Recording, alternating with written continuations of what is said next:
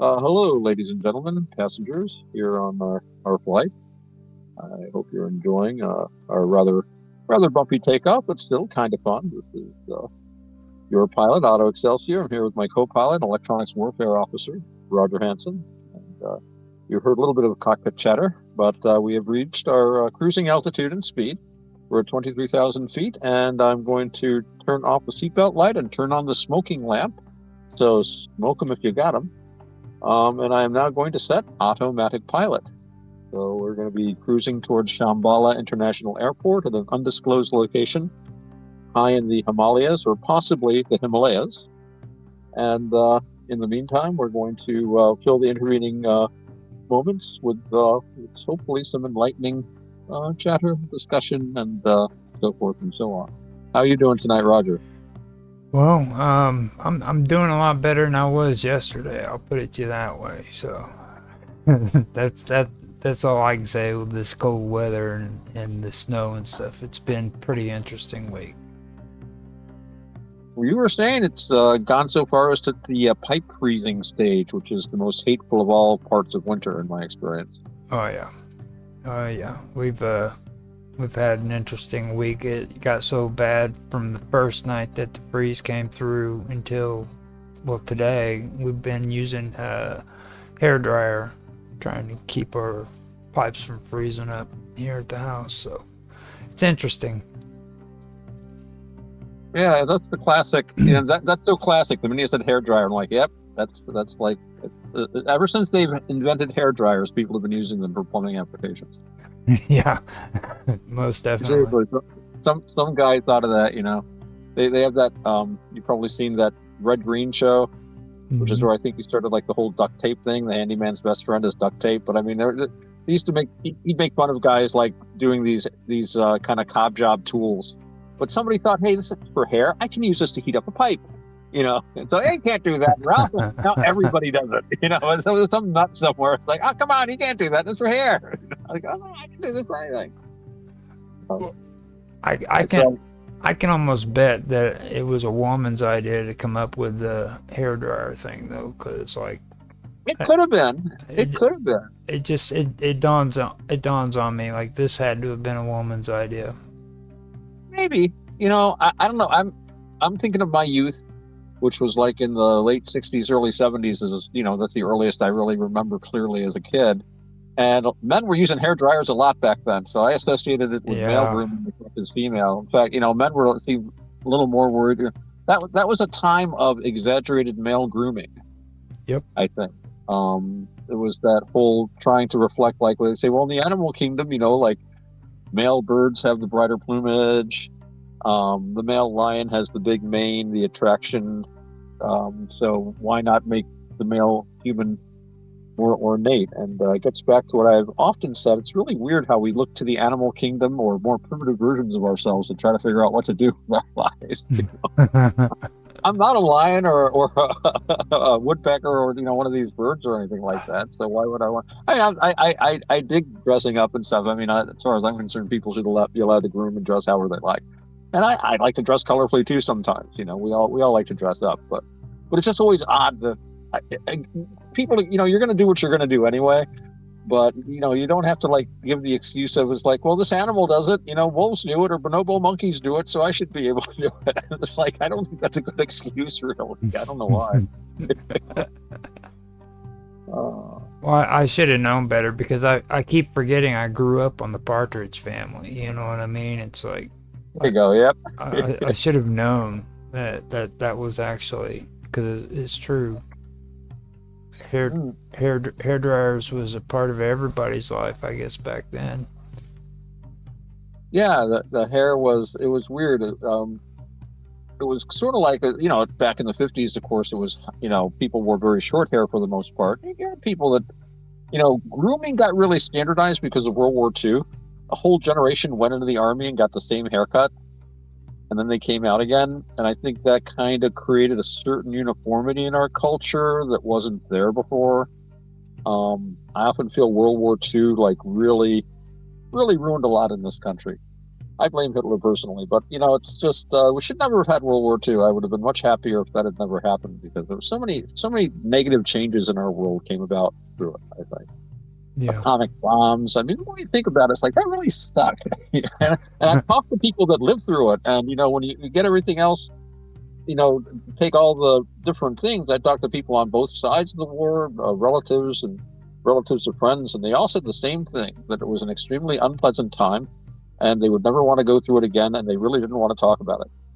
And so, yeah, it seems like it's just uniformly the feeling is that this thing really sucked, and I'm really sorry for anyone that had to have gone through it. It must have really been really nasty. Yeah, I gotta agree. I mean, most of the people I've ever talked to, and even if you even look at the old documentaries, people didn't really jump for joy when they started talking about the Cold War. You know what I mean? It wasn't really an exciting time in their minds. Hmm. Well, maybe not. Maybe it was exciting, but not in a positive way. Well, maybe we can talk about war tonight because we should talk about some Buddhism if we're going to make this a Buddhist thing. Oh yeah, And, that'd be it makes good. me think of that question: war. What's it good for? Absolutely nothing, right? Right. Um, there's a very famous person called Ashoka, who was an emperor in India, very powerful guy. And at one point or another, he converted to Buddhism. And so you've got a Buddhist ruler, Buddhist emperor. Um, that must have been an interesting thing. And I think about him once in a while. I'm no expert on Ashoka, but he had an army, obviously, probably several armies and a navy, and he had police and jails. He executed people. He waged war. Um, and at the same time, he decided that he wanted to belong to a religion, the first rule of which is that you're not supposed to kill people. I mean, that's rule one: don't kill people. It's a pretty good rule, I think. I mean, so, and as we know, there are many countries that are Buddhist. Well, not that many actually, but there are several countries that are Buddhist and several million people that are Buddhist. Many of whom pursue careers in, as soldiers or policemen. Many of them are heads of state or part of the state apparatus, which involves use of violence. Um, and you gotta wonder, how is it that you, justify that to yourself? And then I started thinking about all the Christians who also are told not to kill people, and in fact to love your enemies, and indeed to sell all that they have and give it to the poor and just go out because they'll be fine. Consider the lilies. Not a lot of people are ready to be Saint Francis of Assisi, you Mm-hmm. know. So, and there's a lot of Christians that engage in things that are, that the seven deadly sins, gluttony and greed are very popular in our culture. Uh, most internet and all advertising is based on that, and most of the economy is too. So it's very interesting how you have this disconnect between what you would like to be, what you think everyone should be doing, but what you're going to do. Because, of course, you've got your reasons and you've kind of got to, and it's going to get done anyway. And I live in the world. And you know what? If you want holiness, go to the monastery, as any Catholic or Buddhist could say. I'm not a holy guy.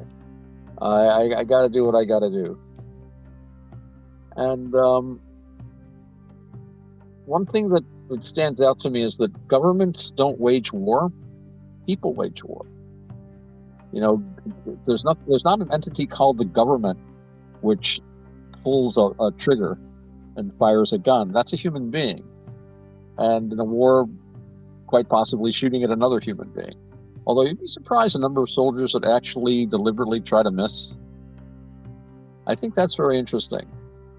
I might have talked about this before, but they did some studies, and I think it was like very surprising. This was like back in when they were first like studying what rates of fire and stuff. They found that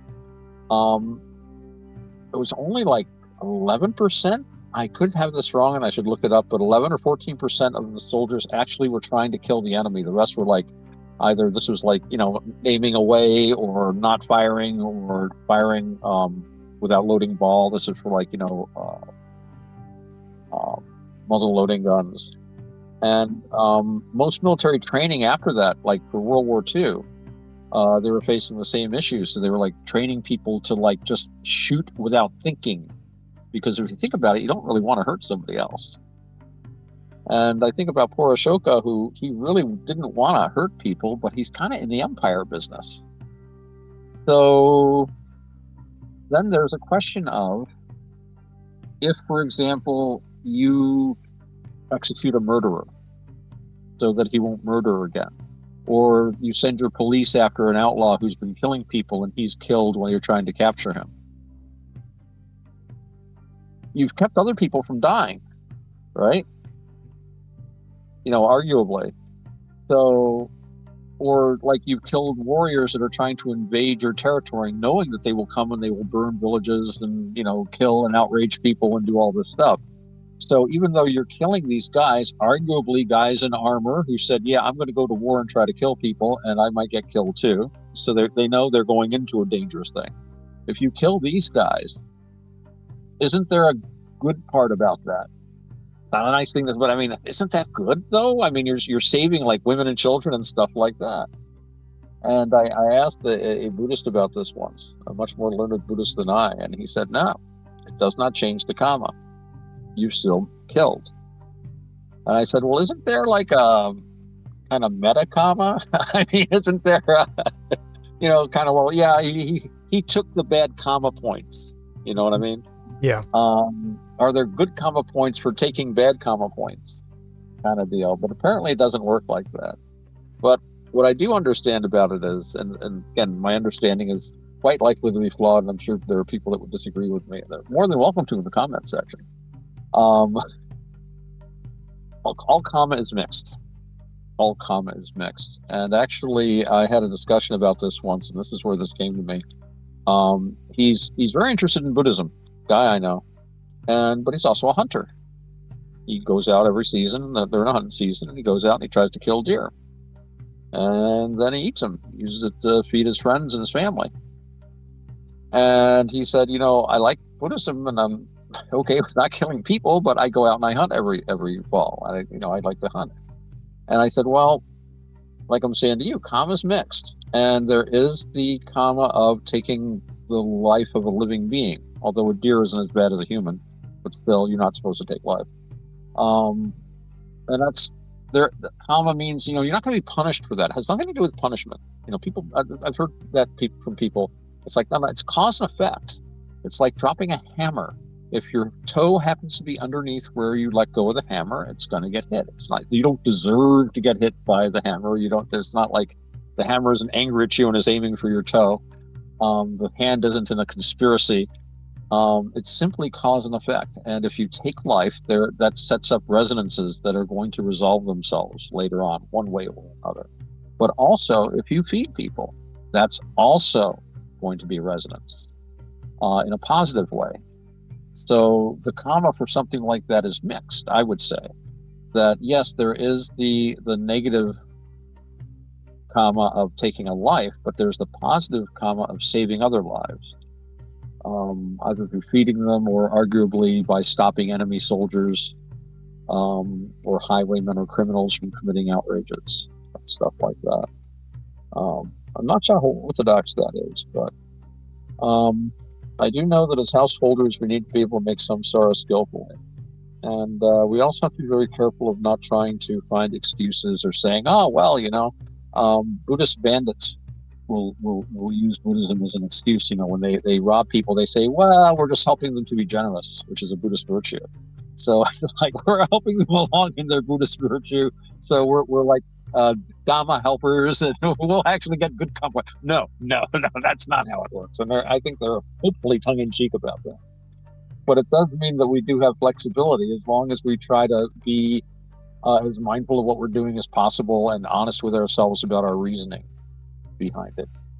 I think that if you're going out to hunt to feed people, That's one thing. You just like to go out and like shoot animals and say, well, like, this comment ain't so bad. Like, no. But if you want to take the comma hit, and I like to think there is kind of a meta comma about that, but I think it all works out one way or the other in the end. So, um, yeah, and we're living in the samsaric world. We're householders, and we have to make decisions that are compromises. We can't all be monks and nuns, obviously, or we would be. But we have bills to pay. We have people dependent upon us, and yeah, we have expectations to fulfill, and we have an orderly society to help support through our goodness and through our virtue and generosity. So that's my little talk for tonight, I think. Pretty good stuff, man. I was like, when you were talking about that, it was weird because here lately I've been thinking about something that kind of relates to this, and it has to do with actually the religion or Christian religion too. But a while back, I remember hearing about the what was it, oh God, the Bodhi tree, I think it is, the Bodhi tree. The Bodhi tree, yeah, that's the tree the Buddha sat underneath and attained enlightenment. Mm-hmm. And it was like it reminded me of back when the Catholics were going off to the holy wars. You know what I mean? I know that sounds weird, but like what you were talking about, they would justify to the Christians that it was okay to kill people in battle because they would be exonerated from going to hell for killing. You know what I mean? Right. Yeah. And then the whole purgatory thing happened, where instead of going into heaven because they had committed murder during the wars, they would go into purgatory for waiting, and then they had to be prayed into heaven, I believe is how the story went. Yeah, well, it's interesting how that shows people's reactions to the Crusades. And I'm not an expert on this, but as I understand, the first Crusade that was preached was a completely new idea in the religion, because and think about like what you were just saying. These guys had to be reassured that it was okay to kill in Christ's name, and these guys are the professional soldiers of Europe. These guys have been fighting each other in their little feudal wars ever since the Roman Empire fell. So these are hard-bitten, really tough warriors. These guys aren't afraid to kill, but they're worried about this. And all through medieval Europe, the church had always acted to moderate violence. In the medieval world, there were these special truces that the church was able to put through so that there would be no fighting or warfare on Sundays. And then there would be no fighting and warfare on certain feast days. The idea was to limit war as much as you could. Then they passed special ordinances against attacking sick women or children. Should be non-combatants. The whole idea of non-combatant status. And the church had been trying to modify violence. They were trying to discourage the melees, the tournaments where they just let the young kids go in there with blunted swords, and you usually have a couple of fatalities, broken legs. But it was all good fun, and they were all usually drunk when they did it. But so yeah, the church was, and then all of a sudden the Pope comes out and says, "Kill, kill, kill." Well, not in so many words, but and then saying that, like you're saying, yeah, you get time off in purgatory, you get all these indulgences. But the act of warfare itself was, I don't know that you could say it was actually raised to the level of a sacrament, but it was like a holy undertaking. And those who perished in its undertaking, if they perished while trying to do this, would gain remission of sins and all the trimming. Very similar to what the Muslims were preaching at the time. So he may have taken a page from that. That was always something that was a very, very powerful element in Islam's military expansion, and I think very deliberate.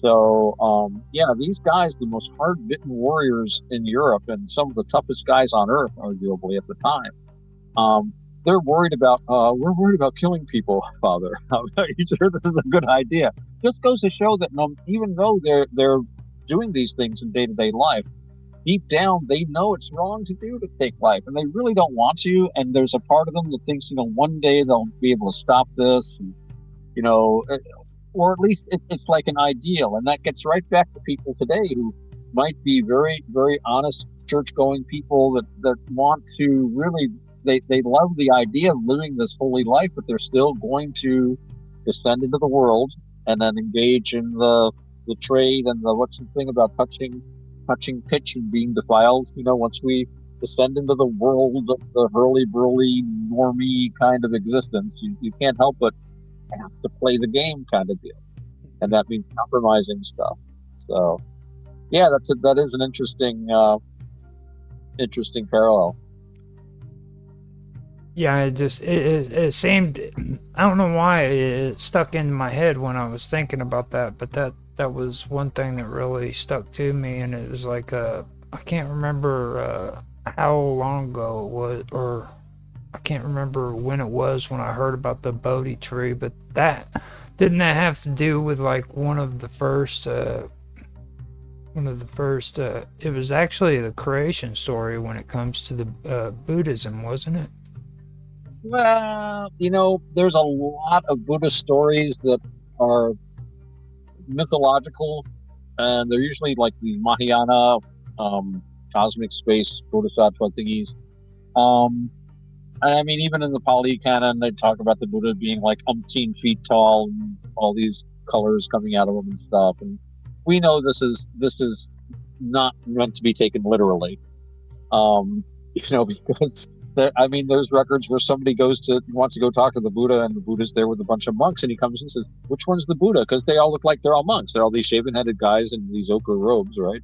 So it's like nobody ever says he's the 57-foot tall guy over there that's glowing with rainbow colors. Yeah, you would notice anyway. So I don't think that you necessarily take everything literally. That being said, the idea of the world tree is central to a lot of Indo-Aryan mythologies, and indeed, tree motifs I would argue, could be found in any culture of any background, any continent. But trees are obviously very important. But in the Buddha's tradition, he was a warrior class person from the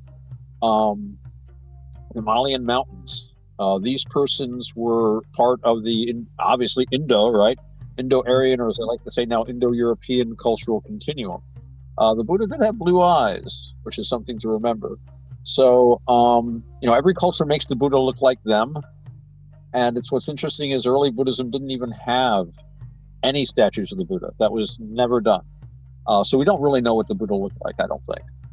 We have a couple of descriptions, but he was always shown as like an empty chair or a footprint, or sometimes like a little parasol that would have been held over him to keep the sun off. So they didn't actually start making pictures of the Buddha until the Greeks started converting to Buddhism, and Greeks love statues. So the first Buddha statues looked like the god Apollo, basically. So, but then the Asians were like, hey, we like statues too. This is great. And so I think no matter what country you go to, you see a Buddha that kind of looks like the people there, which is fine.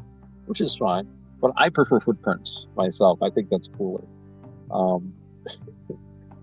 But I see now I lost track of what we were talking about. Oh, it is fun. It was like the whole the Bodhi tree, the Bodhi tree, right? Yeah. So anyway, with the Bodhi tree, the straight story is that the Buddha, after he started off a party animal boy, and then he's like, this sucks. And then he went off and he's like these yogis and these ascetics, forest guys, and like, oh yeah, I'm doing that. And he starves himself and sits in the sun and all this. This ain't working. So he takes the middle path, and he sits under the Bodhi tree to meditate. And it was while he was sitting there that he broke through, that he attained to his awakening. And so the Bodhi tree has been a symbol of that. and has been a very important symbol and indeed sacred to Buddhists. And of course, the Bodhi tree can also be the axis mundi, the axle of the world tree, which is very important again in this mythology, stretching all the way from the ancient Norse. Had this idea. We find the idea of this in Christianity, where the Christian cross that on which Christ is crucified is sometimes compared to a tree, and the tree in the Garden of Eden. So that Christ is, in a sense, the second Adam who atones for the sin of the first Adam. These are mysteries of original sin that I don't pretend to understand personally. But it's a very, very important symbol. And I've always said, I mean, if you just look at a tree, half of it is up above, reaching up to the sun.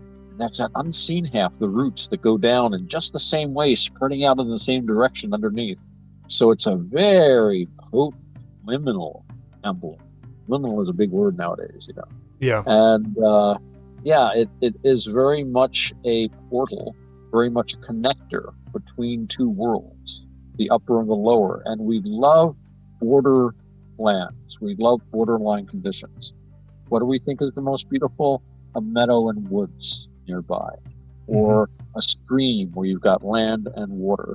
And Herman Melville talked about that. Take a path and what was it? Take a path and 2 to 1, it'll lead you to water, or something like that. We are drawn irresistibly to beaches and waterfronts and stuff. I bet you go to the beach sometimes, or have. When I was living in California, I think the most amazing thing about the ocean is when you're standing out, staring out into the ocean. Like, that is just an overwhelming sensation, because you realize just how huge it is. You know what I mean? Like, I don't think you can ever feel anything as intense as that feeling if you really grasp what you're looking at. You know what I mean? Yeah, it's overpowering. It's very, very powerful. It's frightening and yet fascinating. Yeah. At the same time, I've spent some time working on the water, and I don't anymore. It's too big, too serious, and anything that happens tends to be extremely permanent. And you avoid a lot of that stuff on dry land. Dry land has its own issues, but it's like the old joke when you're out at sea and things are rough and you can't see anything much, and you ask somebody, "Where's the nearest land?" "Oh, not far, about a mile, straight down." And you're like, "I don't like this job that much. I gotta do something else." No, I like to go to the beach sometimes, and I'll get in my bare feet, and I'll just go right up to the water, and I just let the water touch my toes. I said, "There you go. You have a taste." Oh, yeah. Just make that contact with this vast thing. Although I'm always interested in those little ships you can see out there sometimes. Yep. Wait, yeah. I always think, I should have brought field glasses so I can see what that is. I think the biggest realization I had was whenever I was in California and I was looking out. I went to Long Beach, and I was staring out at the Queen Mary, I believe is the ship they got out there. Cool. And then I looked out past that, and I could see like there was no end. You know what I mean? And it was like, my goodness, that just goes on forever and ever and ever, and it gets deeper and it gets deeper and deeper. And I was like, wow. It gives you that reference point when you can see what you know is this gigantic ship.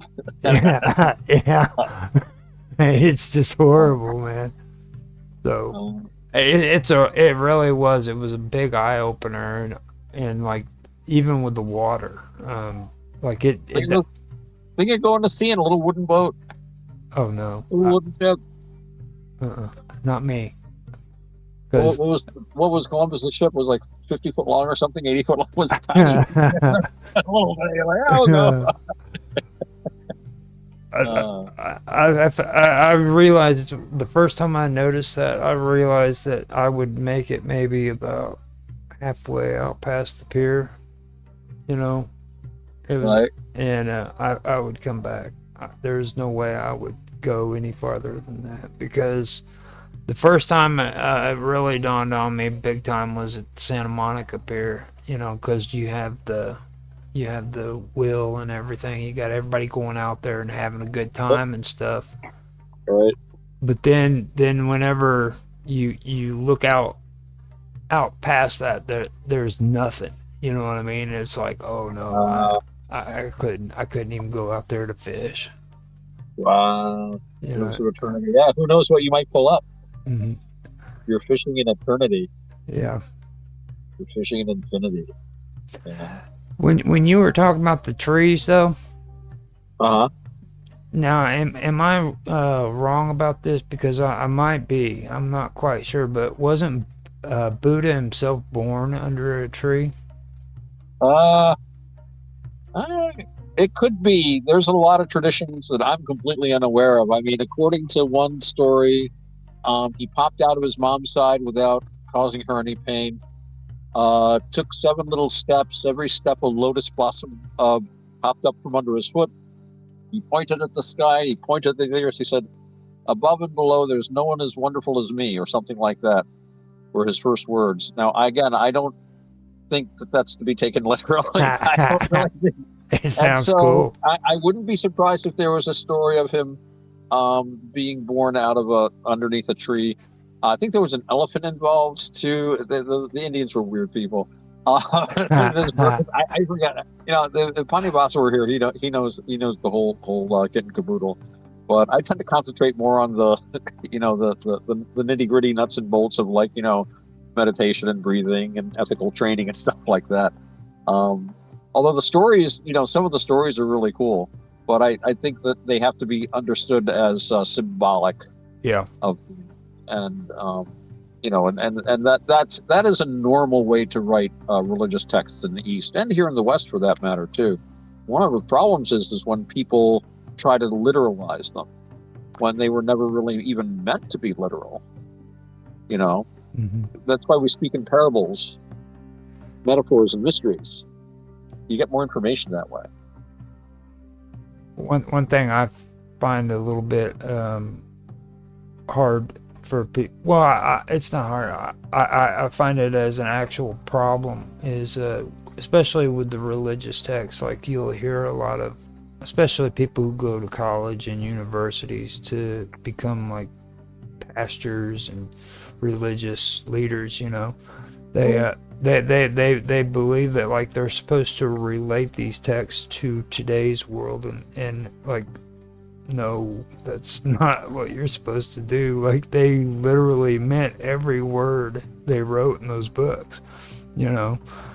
Um, so like there's some things that you have to take as literally what they meant during that time period. You know what I mean? Right. Well, yeah, and also be aware of the language, not just whether it's like Latin or Greek or Aramaic or whatever, but also like the kind of jargon they were speaking. I mean, the Book of Revelation is very interesting, and if you look at the Book of Revelation, to my mind, and other scholars have pointed this out, the whole thing, or at least a lot of it, has to do with what they call astrotheology. It has to do with astronomical movements in the sky, different constellations, which they felt were related to world events. Astrology, as they called it now, but I mean, it was their astronomy. They were staring at the heavens and trying to figure out what was going to go on here on Earth because of that.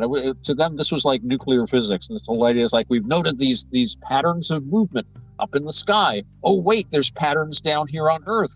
When that star rises, the Nile always floods. My God, there's a connection. When the sun does this, we grow crops. Oh my God, there's a connection. If we can just figure out what each star means, we can know everything that's going on here on Earth, including the future. And that was really why the best minds in the world for the longest time studied the sky very closely and tried to understand what the stars meant. course, we don't have that view anymore. And sometimes I think, man, if you could have taken those brains and had them working on things like astrophysics or quantum physics or chemistry, or engineering, but they didn't have that. All they had were like star measurements and trying to figure out, like, I know that, like, in some cultures they would keep a list of, like, if something happened in the sky, they would say, well, what happened that day or that year, and they would compare it, like, over centuries, and they would keep these records. Say, all right, when this happened the last time, the king broke his leg, so this is happening again. Guard the king's leg. They actually had almost a scientific approach to it, but today we would regard it as balderdash, and it probably was. I don't know. I'm actually, from what I'm seeing with stuff I've been learning about, especially Buddhism, they were very, very close to a lot of like well, you know how we talk about quantum physics and stuff like that with Mike and them. Buddhism was very, very intense when it came to stuff like that. I'm really starting to realize that they really had a good grasp at a lot of physics, everything that. Well, I have noticed there's a guy on YouTube that I would suggest anyone listening check him out, Ajahn Punadamo. That's two N's and two M's, I believe. Ajahn Punadamo on YouTube, and he is very conversant in Buddhist mythology. He's actually written a very good book on the subject, which you can download for free from his website. And he has noted that some Buddhist ideas seem to be echoed in quantum physics. I know one thing that struck me was in the Buddhist creation story, or in a sense, what happened was the way we got life down here in the lower realms. We're here in the physical lower realms, and there are these higher beings, and they came down here and they saw this kind of foamy substance forming on the surface of this new physical world, and they go, that looks interesting, and they go to taste it, and they partake of it, and so it becomes part of them, and so they become part of the physical world, because suddenly they feel they had an appetite, but suddenly they feel hunger, and these are physical sensations that they didn't have before, something like that.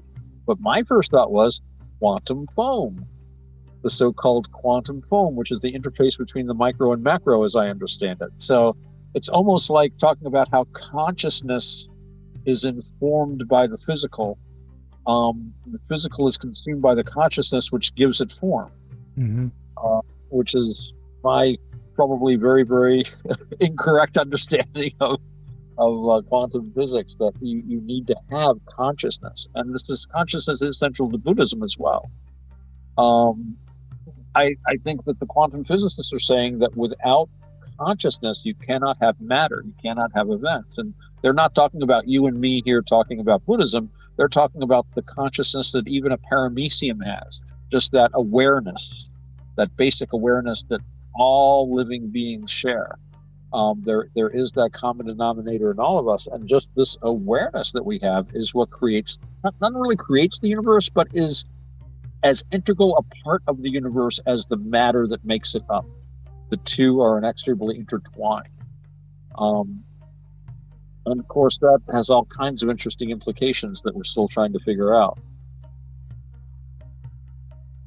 I know that with me, like when I started doing a lot of research into consciousness and parapsychology, I mean, you've known me long enough to know that I've never been much of a believer in much of that, you know. I mean,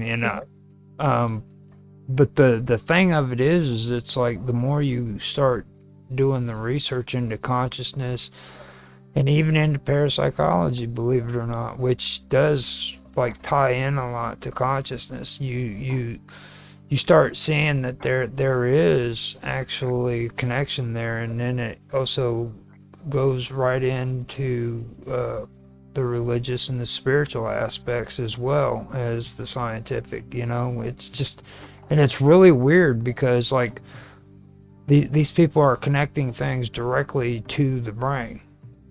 Right.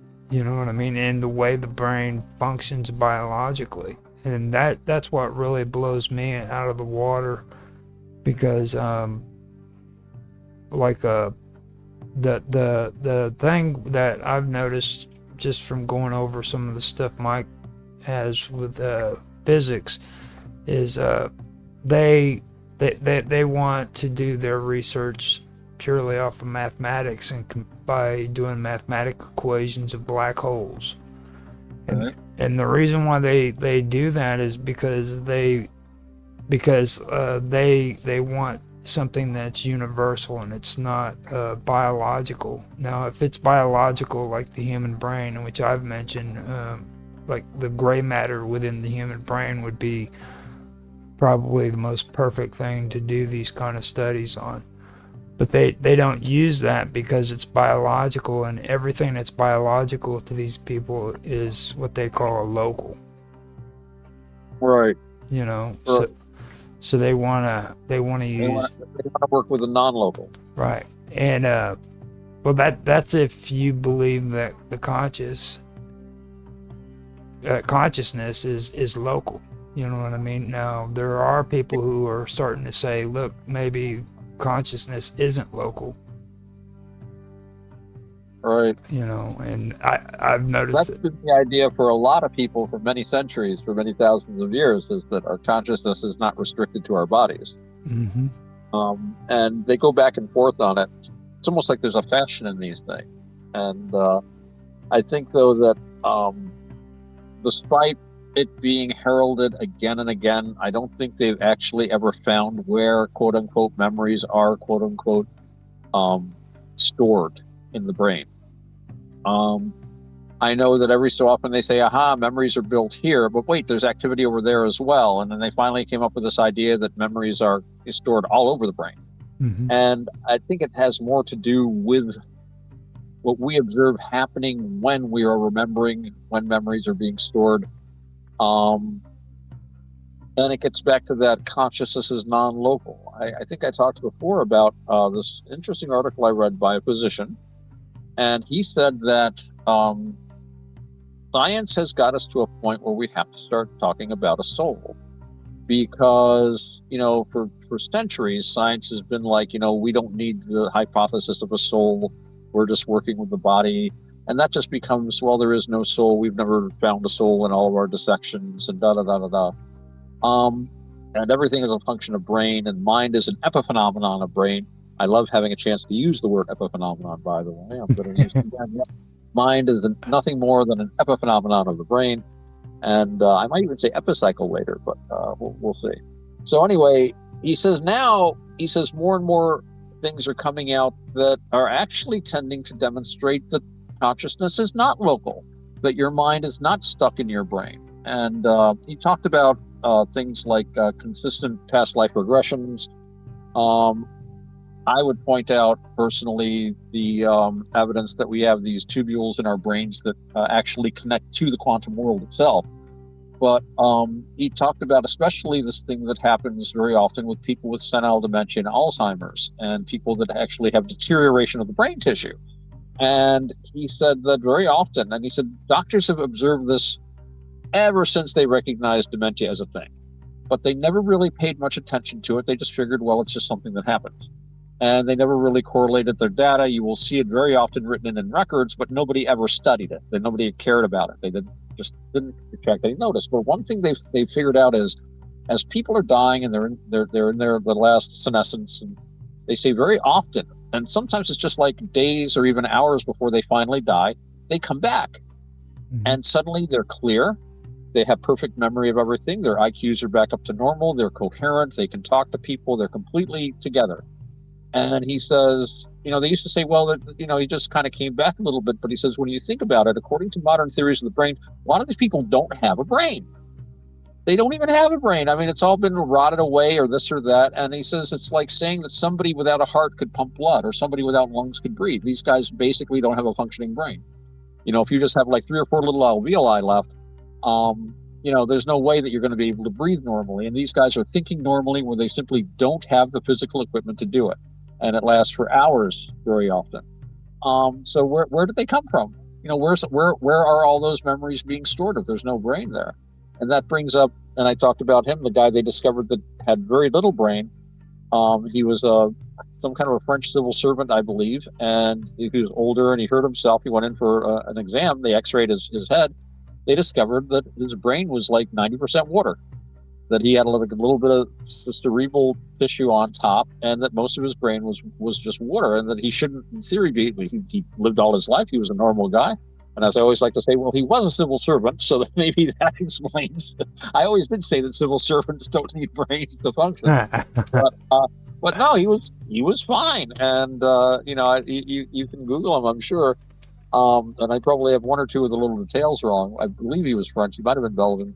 But yeah, it's I think there's more and more. There's as much evidence for as against that the mind is non-local, and I think we're moving more and more towards non-local. And when I first heard about tubules in your brain, I'm like, yes, there we have the micro and macro worlds are coming together, because quantum physics, and I don't understand quantum physics very well. I talked to Mike, and it's sort of fuzzy sometimes. Mm-hmm. And I try to read about it, and I watched. I've got a very good informative video that I used to post on Minds once in a while about quantum effects, and these are demonstrable effects. These are things that have been proven in experiment after experiment. So you look at this stuff, and they say, well, all these wild effects, going backwards in time and instantaneous communication of information, all this stuff, it only happens at the quantum level, the teeny tiny little micro level.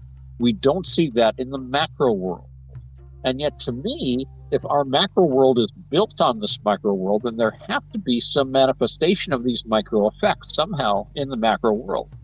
Tubules in the brain, perhaps the human brain, and indeed the brain of any animal, is that interface.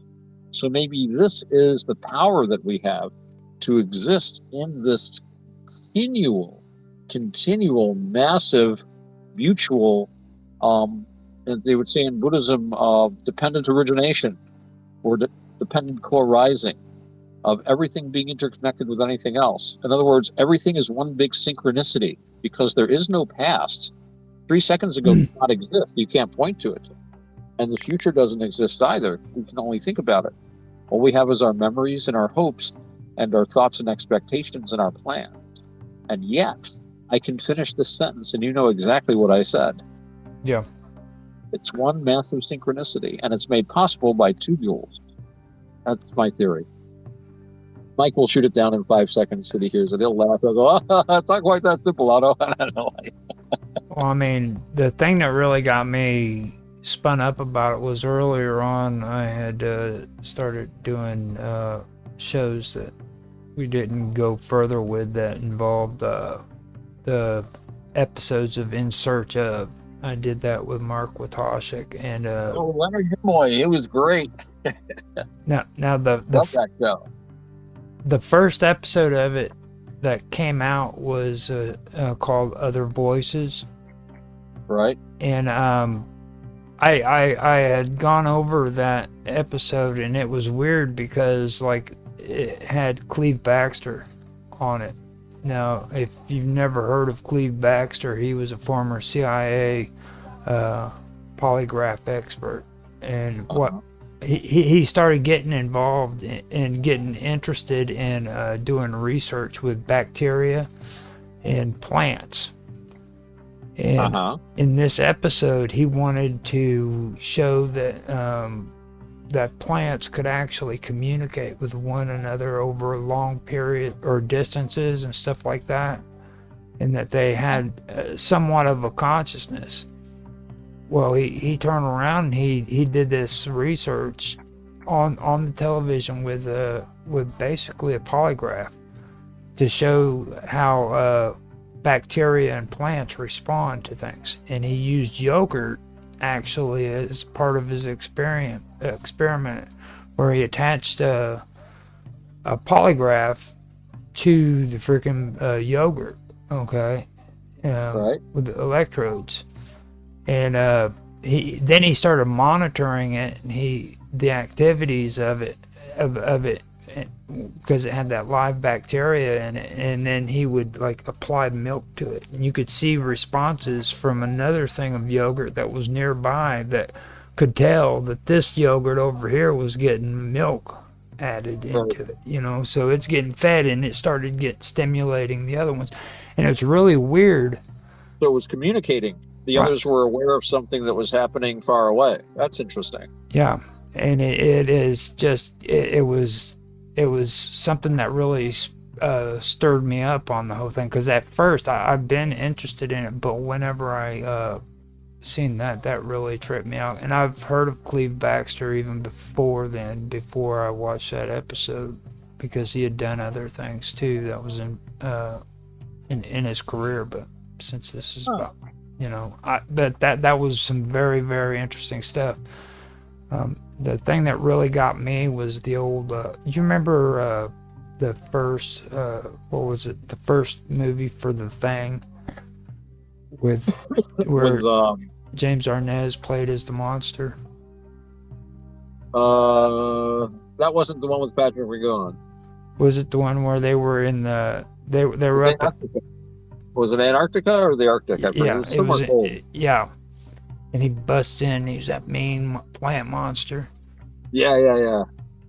There were Vaguely. I haven't seen it since I was a kid. I remember there was a conversation between the doctors where they talked about vines being able to do that, where they were able to communicate with one another over long distances, and that stuck to me, and I started doing stuff into that too. So it was really weird. It just, all of that came together when it comes to the just being a sentient, basically. You know what I mean? Not really sentient, but just be. Well, aware. They're aware. Yeah. There's a consciousness. Yeah. Buddhism doesn't recognize plant consciousness as such, but some Buddhist traditions talk about deva beings, Mm-hmm. spiritual beings that are associated with plants. So that's a possibility of a folk memory or folk knowledge, Mm-hmm. kind of is preserved inside the Buddhist matrix. That's responsible for a lot of like the things you see in Tibetan Buddhism, and like Chinese and Japanese Buddhism. Yeah. Uh, it modifies a lot of the way people look at these things, but they still preserve the ideas they have about them. Yeah. Um, I know that there's like a tradition in Buddhism, for example, when you die, when this body goes, in Buddhism, you immediately take another birth. And taking a birth means if you're going to be in a ghost realm, then birth means you just appear, or a deva realm, you just appear, right? Mm-hmm. But if you're in an animal realm, like a human or an animal realm, then you're going to go into a womb or an egg or whatever. Hopefully, a nice human womb. But the theory is that it happens instantaneously. That when you die, your consciousness immediately goes to a fertilized egg. Boom, and there you are. Begins the moment of conception. However, and I've been told that in Southeast Asia, there's a tradition that there's a waiting period where you take another form, and then you find a human body to hopefully a human body to take another birth in. And my thought was, well, there's nothing that says that you can't simply have a very short birth of something. So you go from being a human to like a birth as like a bird spirit or whatever. And then after like so many days or weeks or years or whatever, then jumping into a human. Um, but again, it's not orthodox, but it's just like an idea that people have based on what they've experienced with the spiritual realm in their lives. Now the Tibetans, that don't they have a whole is that Hindu or is that Buddhism where they have when they pass on they have to go through like trials and they have Oh, that. the Bardo is actually there's a. I was just listening to a guy explicating the Tibetan Book of the Dead. Mhm. Yeah, they have a really complicated afterlife kind of a scenario going. It's very shamanic.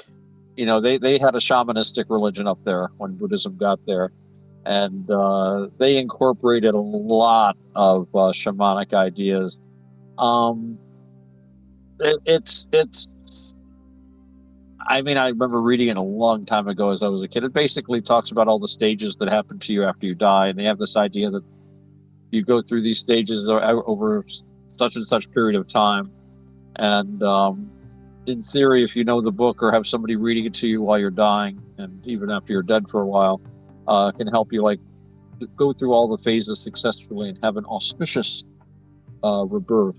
I have serious. I don't consider that to be overly Buddhist personally, but it's certainly a shamanic practice that has gotten a Buddhist kind of take on it. You know, you look at they basically started looking at it through a Buddhist lens. They weren't going to stop doing this stuff because apparently it worked for them.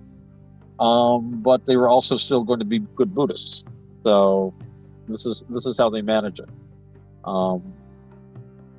And I know Tim Leary picked it up and started using it as a manual for LSD trips. Yeah.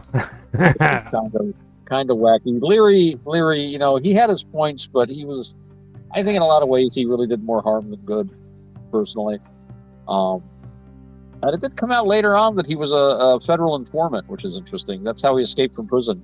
You know, he advertised that he climbed over this and he went over a wire and he did this and that. And they let him out. He busted the Brotherhood of Eternal Love. You ever hear of those guys? No. They were amazing. They were so cool. And the cops couldn't stop them.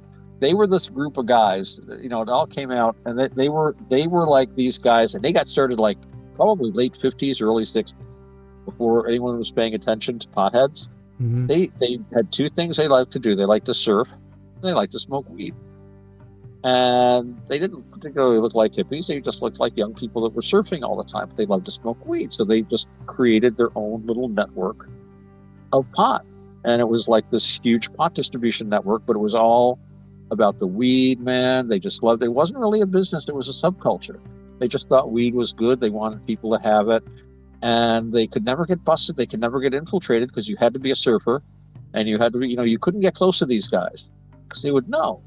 You know, it was very informal, but very tight. And the cops really wanted to bust them. They knew about them. People knew about the Brotherhood of Eternal Love, but they could never, and they were very smart, young, smart cookies. And I don't know all the details of their distribution network. And but they got hooked into the whole, when the 60s went from being an artistic and spiritual renaissance to a political thing, when it was hijacked by the left, which I think was very unfortunate. And you know, Time magazine would do this, and everybody started doing whatever the magazine sold them, and da da da da. So they got all kind of like, yeah, man, the counterculture, the revolution, da da da da. So Tim Leary gets out of prison, and he's like, the Brotherhood of Eternal Love got together, and he said, should we help Tim Leary? You know, it's like, yes, man, he is the new messiah for the psychedelic aid, da da da da. So they went and they let Tim Leary into their little group and showed him everything. Well, Tim Leary reported everything to the cops, and they finally busted the Brotherhood of Eternal Love. Yeah, sad story. If only they hadn't gotten political, they'd probably still be around today. That kind of opens you up to where you can discuss some of the stuff you were talking about too, like the difference between Western Buddhism compared to traditional Buddhism as well.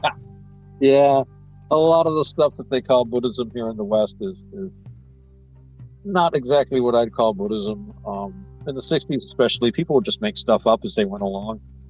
And, you know, when you're first looking at Buddhism, the Mahayana stuff is very flashy. You know, you've got like Zen in Japan, which is really cool.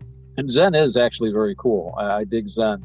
But you get Zen sword, right? Zen archery. Mm-hmm. These masked Zen warriors, things like that. And you get, you know, in Tibet, of course, you've got the lamas with these amazing hats.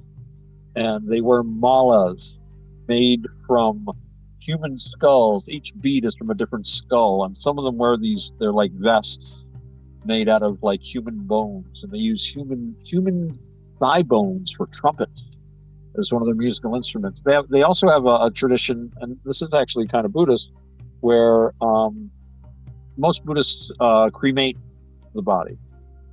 They have this thing where they just take the body and lay it out on the mountainside, cut it up a bit, and let the animals eat it, kind of like the Zoroastrians do. This is all very dramatic and cool. And then, of course, they've got, ceremonies, the so-called Tantric Buddhism, the Vajrayana, which is like these high-level, supposedly things where you've got human skulls that are made into wine cups, and you ceremonial drink wine. And then there's Yab Yum, where you have a consort, right? Married Buddhist monks, married lamas. And of course, in Tibet, the lamas were also the government. We always forget that the Dalai Lama is a sweet little old religious leader, and he is. But in Tibet, the Dalai Lama had police and an army. And I remember reading about the Dalai Lama before him when Alexander David Neal knew him. And he had like a bodyguard of 100 guys with rifles. And a lot of the lamas would also be the local lords. Sort of like the way in Protestant Europe, you would have prince bishops. Someone would be the prince of the town, but also the bishop of the town, combining these roles. And again, not overly Buddhist. Not overly Buddhist. If nothing else, Buddhist monks are forbidden from wearing hats. They're forbidden to wear hats of any sort. And man, some of those hats they have are just amazing. So, this is all very flashy and interesting. But when you actually look at the Theravada, which is the closest thing we have to what the Buddha would recognize a Theravadan monk, I think. He would say, aha, that's a monk. I don't think he would recognize a lama or a Japanese Buddhist priest, Buddhist monk. Very often they just wear like a little tiny orange sash. The Tibetans wear all kinds of amazing costumes and follow all sorts of things. The Theravada bhikkhu is still trying to live according to the rules that the Buddha laid down for the behavior of monks. They keep their precepts, they keep their vinaya, which are the monastic rules, and of course some of them are sloppier than others, but it's basically the same path, and it doesn't have anything much flashy to it.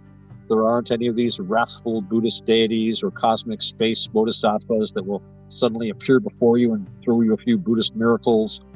No, it's just work on yourself so that you don't suffer, and it works. The Buddha says, don't believe me, try it and see what your results are. And if you like the results, keep going. If you don't like the results, that's okay. You don't have to. Nobody's holding a gun to your head. But if you want to end your suffering, if you want to get better control over your mind, and the better control you get over your mind, the less you suffer. Because so much of our suffering, all of our suffering, really, not our pain, that we are always going to have pain, but the suffering, the thoughts we have about these things, this is under our control if we want to do the work to get it under our control. And that, to me, is what Buddhism really is all about. It's not about chanting.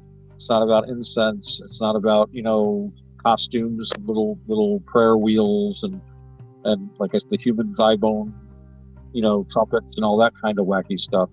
That catches your eye. There's a lot of gimme Buddhas out there. They go, gimme. I'll just say this Buddha's name and I'll get reborn in this place. It's interesting. I think there was a when the Buddha was asked about miracles. One of his guys was, you're the Buddha. Why don't you do some miracles? That would really convince these guys to follow the Dhamma. I mean, you've got all these psychic powers you developed, right? The Buddha was like, first of all, you get psychic powers from doing this stuff sometimes, but it's secondary. It's not really an important part of the path, and it's really a distraction. He says, the other thing is, if you go around doing miracles and pull this stuff off, he says, first of all, people are going to say, well, he doesn't have any good arguments if he has to do miracles. He says he wants people to come to the Dhamma because they understand it, because they understand it's the best thing that they can do for themselves if they want to end their suffering. And if they don't want to end their suffering, hey, people like to suffer, fine, suffer. That's not for them. That's not what we're just talking about, how people can get control of their own minds. He says the other thing is, if I do miracles to convince people, they're going to say, "Hey, how did you do that? Maybe it was a trick." There'll always be people who say, "Well, it was just a trick," and it's like, so he says, "Stay away from miracles. They're not really important. They're a distraction." And I you probably heard my story about the guy who was he was an ascetic and he had a guru and he's like he's always doing all these ascetic practices and meditating and standing on his head and doing all this stuff. He was going to decide he wanted psychic powers. And you can do these yoga exercises just to specifically to develop psychic powers. So he's like, he spent like 20 years doing these austerities and things. And finally, he was able to walk across the river. So he goes to his guru and says, look, my guru, after 20 years of horrible asceticisms, look, I can walk across the river. And he walks out on the river and he walks back again. And the guru says, you are a great fool. All of your friends and neighbors have been crossing the river for a half a penny on the ferry all this time. And you've been sitting in the forest hurting yourself just so you can, congratulations, you saved half a penny. You are a great fool. Yeah. I remember you actually telling me that at one time. It was a while back, but yeah, that's an oldie. now you mentioned something that really stuck out to me because it's like when you were talking about having like bowls made of skulls. Now, yeah, that reminds me of the bond. Now, how is the bond related to some Buddhist beliefs? Because I know they have a part in that whole. Well, the Bon are the Bonpo, as they're called sometimes. The Bonpo are they consider themselves to be the indigenous religion of Tibet, sort of the way the Shinto priests are the indigenous priests in Japan. Mm-hmm. So when Buddhism came in, there was friction between the two, but nowadays a lot of people follow something they call the two ways together sort of thing, so that they're Shintoists and Buddhists, and a lot of Shinto priests also act as Buddhist priests and vice versa. So they actually have a unified worship, but they still stay distinct. I know animists in Japan. They go to the Shinto temple, and it's like most people go to church around here. It's not a huge part of their life, but they go in, they do the ceremonies and this and that. And some people differentiate, but even most Buddhists in Japan, I think, also take care of the Shinto deities as well. In Tibet, the Bon they consider themselves to be the indigenous religion that was there before Buddhism. The thing is, Buddhism has very much affected the Bon, so and again, I'm not an expert on them at all, but the impression I got from what little I know is that as Buddhism became more and more relevant and more dominant in Tibet, the Bon priests were like kind of marginalized. So a lot of the Bon ritual and stuff tends to ape the Buddhists, except they do it backwards. So like Buddhists tend to use a swastika that rotates to the left. They use one that rotates to the right. Buddhists wear ochre robes, in Tibet like orange and red. The Bon wear black robes. The Buddhists bear this shoulder, they bear the other shoulder, just to say, see, we're different from the Buddhists, which I think is the main thing, is to differentiate themselves and also say, oh, we've been here much longer, we're the original religion. Now, when the Germans in the 1920s and 30s, who were very interested in ancient Indo-Aryan, or as we say now, Indo-European mythology, went to Tibet, they discovered the Tibetan Buddhists that they were very interested in, but then they found the Bon, who they were looking for the oldest thing they could find. The Bon, that we've been here for thousands of years before those latecomer Buddhists. This is the way you really use a swastika. Well, I think that explains in part my own personal theory of why certain German nation decided to use a certain direction in their use of a famous symbol. But so the Bon were there first. But I really think that they're, like the Buddhists circumambulate holy places one way, the Bon do it the other way. It's very reactive. So in that sense, Buddhism has really affected them quite a bit. And of course, a lot of the Bon beliefs, the Buddhist, the Tibetan Buddhist ideas that are shamanic in origin, a lot of those shamanistic ideas are very prevalent in the Bon as well. I don't really know a lot about their religion as such, but I know that, it still continues in Tibet and in exile as well to this day. I always did find that pretty interesting because like it was easy for me to comprehend with like the Christian beliefs how they were always broken down into denominations and stuff, but it really just blew me out of the water when I found out that Buddhism was like that as well, you Oh know. yeah, And oh yeah. it just and you were mentioning Shinto as well. When Yeah. you now have you learned much about stuff like Mount Fuji and stuff of that nature? Because that's something that I was always interested. I've gotten more interested in mountain worshiping when it comes to Buddhism and shamanism. When it the whole connection there. Well, I don't know much about it. I talked to my brother once who lives in Japan about Fujiyama, um, because the Yama suffix denotes a spirit. But he didn't know offhand anything about Fuji being regarded itself as a spirit. On the other hand, I just don't know. But his partner is a Shintoist. Maybe we could get her onto the show one of these evenings to talk about it. Um, That would be awesome. she might know more, but again, she's not a theologian or anything like that. She's just somebody that goes to her temple once in a while and does again, I don't really know, but I get the impression that she probably has about the same ideas of her same theological level as the average Christian or Buddhist for that matter. Um, but she might have some insights that would be cool. I'll talk to them about that. Should have more than I do. I'll put it to that way. Yeah, yes, she certainly would, and more than me as well. You I know, just don't understand it. But I was really interested in the Shinto though because like I told you before how I noticed like the suicide forest and everybody's so mystified about that, you know. Uh, Hold up. Yeah, I lost connection, but let me get back on there. But I it's like I was telling him just now. They're really, really mystified by that. But I've found in my own, I'm really working on getting it going. Give me a second, guys. We have a tendency of losing connection on Jitsi, so that's what we're going through right now. I can pull it back up and get it back in. I'm really supposed to be talking to um,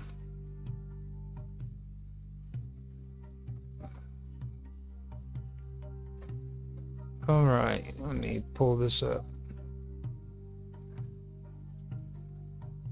Then once I get in there, we can get it taken care of. Supposed to be talking to Otto, you know.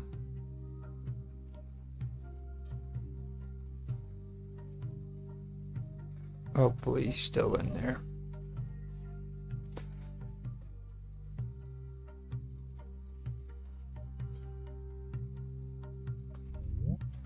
All right. and he's returned. I Sorry didn't know about if it was that. still being recorded or not while you were gone. Now I had to talk while I was trying to get back in. But Ah, I kept talking. I was explaining that I, probably there was an electronics warfare uh, issue that you had to cope with as our EW officer. yes, that Uh, was exactly what it was. That was exactly what it was. Sorry that you guys had to put up with that. We took care of the bad yeah, guys. They're gone. we very often. I was explaining that we have to take a very circuitous route to Shambhala International Airport because we have to keep it hidden. That's why sometimes it takes us longer or shorter to get there. But many of the territories we fly over are very curious, and I said, well, Roger, I'm sure is like employing countermeasures to stop whatever drones or things that are being sent up against us to stop our flight. But nothing will stop our flight. We're still cruising on automatic pilot here. Well, I have my theories on what caused that because What do you, what? What do you I, think happened? I was in the middle of discussing with you about Mount Fuji and the suicide forest. And the moment I mentioned the suicide forest, everything went quiet. Ooh, dun So, dun dun. you know, um, Ah, maybe you've alerted the Shinto spirits of notice you now. right. Uh-oh. Now, see, what I was getting ready to say though was it was like for the longest time I was hearing about this forest, okay, and I couldn't connect the dots to it until I finally did research on it, and I found out that this forest is just below Mount Fuji, okay, Uh-huh. and they make it out like all of these people just for some reason goes to this forest and they have no idea why they go there, and I started doing research into the Shinto and their mountain worshiping practices, and I found out that Mount Fuji is a big part of that, and Uh-huh. and also that there was another mountain that was also used as well, where they were doing the same thing with elderly people. Huh. Like elderly people would go and they would allow their family members to take them to this mountain and just abandon them. Huh. Interesting. And they, you know what I mean? And they like it just it really woke me up to a lot of that stuff. It That really was that in Japan? yeah, it was in Japan. Ah, I'll ask my brother about that. That's It interesting. it was very interesting how that all played out. Like they would literally abandon their elderly in this on this mountain, Right? and then like you take a look at this forest. I don't know the proper name for it. I just call it suicide forest. Yeah, I've heard of it, yeah. But I, and, it just it was really weird. It was kind of freaky because I know how dark a lot of their old lore is. Like they have some pretty dark like folklore. You know what I mean? yeah. Believe it or not, it actually is pretty like that one. It's the really bad one where the the girl ghost with the black hair and you know what I mean, the one that sneaks up on you and crawls up your shirt. That's actually rooted into like old like Japanese.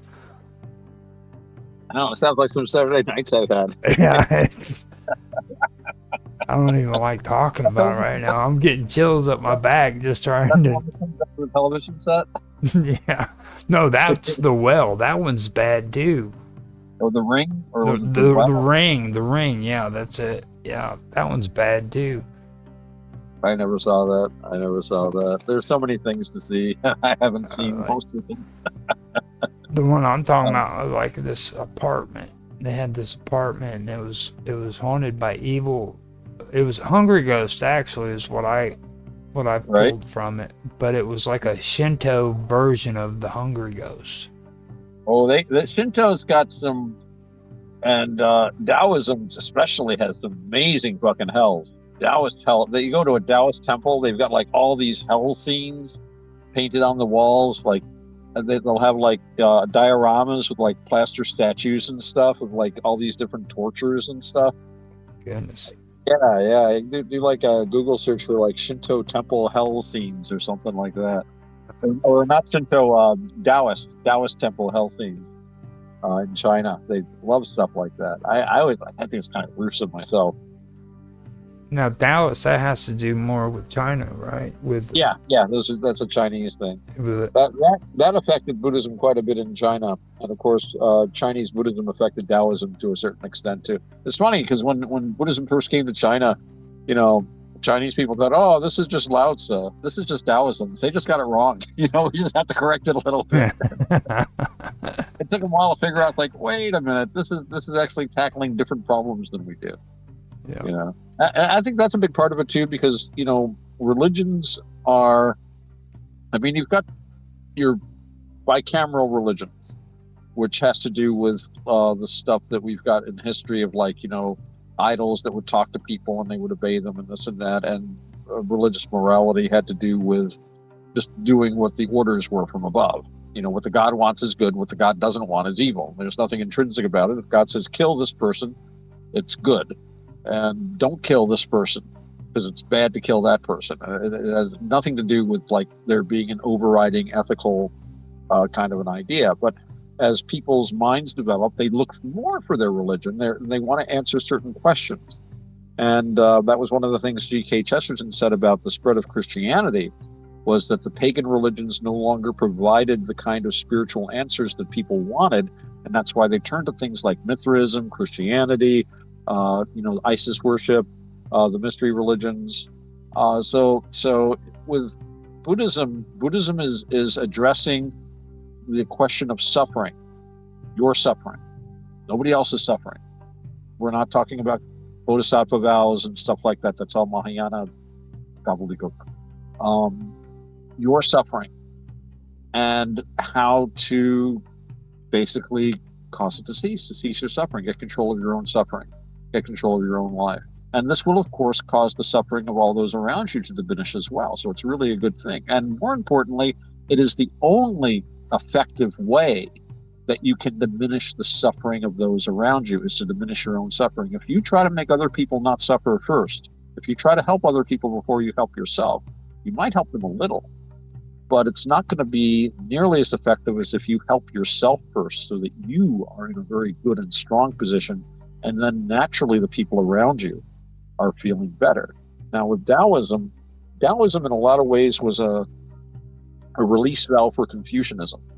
And Confucianism is a very ethical, a very strict, a very socially strong kind of a religion. More like, in a lot of ways, we would, again, in the West, these ideas are sometimes hard for us to think of as religions. A lot of people would say Confucianism is a philosophy, but it included religious aspects, and it had the same trust and respect that a religion has, but it's very formal. It has to do with keeping social structures firm, and you do this all your life, and you really need to reconnect with the other half of yourself, the shady side of yourself, as opposed to the sunny, the Dionysian rather than the Apollonian. And Taoism was a way of connecting with your natural self. In Taoism, like, show me your original face, sort of thing. And this affected Chan Buddhism, which became Zen Buddhism, very, very much. With Taoism, a lot of it has to do, like with Buddhism, of being in the eternal now, being here now, and gaining the power that you have in this spot. The Taoists were not looking for nirvana, however you want to pronounce it. They were not looking for total release from the cycle of birth and death. I don't think that they were even into like rebirth necessarily. Not all those ancient cultures were, but it answered different questions. It had different questions that it was looking at. Put it that way, than Taoism. But they're very congenial to each other in a lot of ways. But I think they have a different end in sight. But the Buddhist sage and the Taoist sage, they're like first cousins, I think. Yeah. Now, see, like, I know that when you talk about samsara and everything, the first introduction I had to the whole thing was like more of a Hindu approach to it. Like, I know that the Hindus believe that samsara was like different, I guess you could say, different realms. You know what I mean? All right. And like you had the hell realms, and these were actual like different realms of existence. You know what I mean? And like you would have, I think it's 6 of them, I believe. Well, I don't know a lot about Hindu mythology, but I do know that a lot of the words used in Buddhism come from like Pali or Sanskrit. They were later writers started putting it into Sanskrit, kind of like the way we'd put stuff into Latin to make it more official looking. So like I know in Hinduism they use the word Dhamma or Dharma as a teaching, a way of doing things. So there was a story in Hinduism about there was this flood threatening a village, And so all the Hindus come out, and they have this idea. Again, this has to do with social stability, right? Mm-hmm. If you can fulfill the dhamma of your caste, which was basically your society, your race, they consider these different races, your tribe, your group, then you will have great power. And whoever has kept the dhamma of their caste perfectly attains to this certain level of spiritual power and can turn back the flood. So they got all the people out on the riverbank. You might have heard the story. And the highest ranking Brahmin priest comes out, and he says, I am a Brahmin. I kept the Dhamma, and I command the water to go back. Nothing happens. Like, all right, well, he didn't keep the Dhamma very well, did he? So they, the next guy up, great warrior. I'm a warrior. I've kept the Kshatriya caste, and I've got my Dhamma. Turn back the flood. Doesn't work. So they go through everybody. The greengrocer, I have got, the Dhamma of a greengrocer, because it doesn't matter so much as what your rank is as to whether you've kept the rules right? So finally, they come to the last person. It's the town whore. And she goes, I have kept the Dhamma of a prostitute, and I use my magic power to turn. And the river turns back. She was the only one who was spiritually advanced enough to turn back the water. And she was the town prostitute. And of course, she was greatly honored and everything. But it just goes to show, it doesn't matter what your position in life was. It was whether you fulfilled that Dhamma correctly. Now, in Buddhism, we have the Buddha's Dhamma, the Dhamma. Mm-hmm. And that has to do with the Buddhist path specifically. But you can, it's like we would say the path or the path. The path can just be a path through the woods, or it can be the capital T, capital P path. By which the unwritten part of that is the Buddhist path. So Buddhism uses, Pali and Sanskrit, which were, languages used at that time, or at least the Pali was, or at least something that's very close to what we have as written Pali. I'm not going to get into that because I don't understand it that well myself. Pali is supposedly the language the Buddha spoke. Sanskrit is what a lot of the things got written down in later, because they thought it was a fancier language, and it's the Sanskrit that generally informed the Mahayana schools. Those are the manuscripts that went to China, and then later Japan, and that had a lot of stuff added to it later on. The old thing. It's like, well, the Buddha actually said this 800 years ago, but you weren't ready for it. We just found it now, though. He wrote it, put it away, gave it to this guy with a snake tail. I trust him. Yes. The Naga. Yeah, I got acquainted with the word syncretism is what it is. It's like as time went by, they just kind of like synchronized, and like the one thing I noticed with Buddhism, especially when it comes to China and then into Japan, is they just synchronized with every single one of those pagan beliefs. There really wasn't very much conflict. They might have had their differences. No. Buddhism doesn't mind. When Buddhism comes in somewhere and you get Buddhists start showing up and people start practicing Buddhism, there's nothing in Buddhism that says you're supposed to stop going to church or stop doing your religion. That's not the point of Buddhism. So they don't tell people that there are no gods or your spirits are wrong or they're devils or this or that. Mm-hmm. But you start looking at them through Buddhist lenses. And of course, these are ideas that you have. So as you become a practicing Buddhist, these other ideas are going to inform. So on that folk level, you tend to syncretize these things because, why not?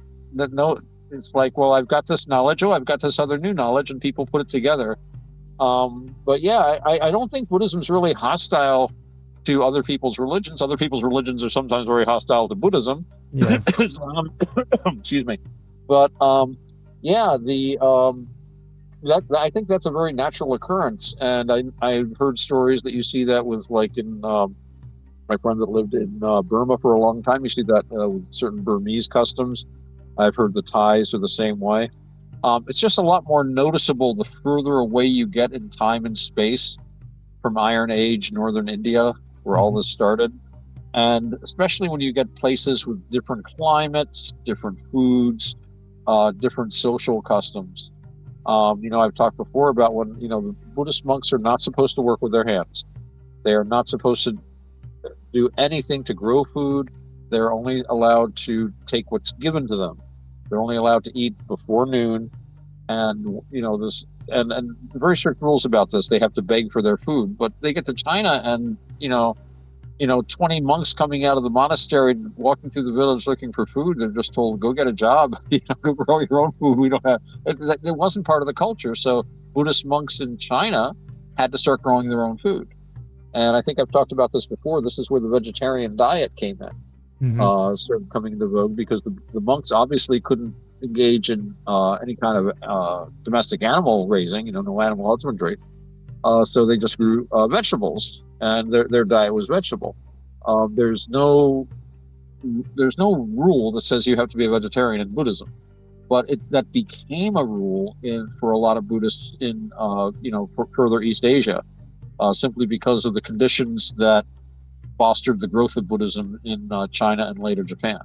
And there's nothing wrong with the vegetarian diet. I don't think it's particularly healthy, and I've gotten into arguments with vegans and vegetarians about this. I've been a vegetarian myself too.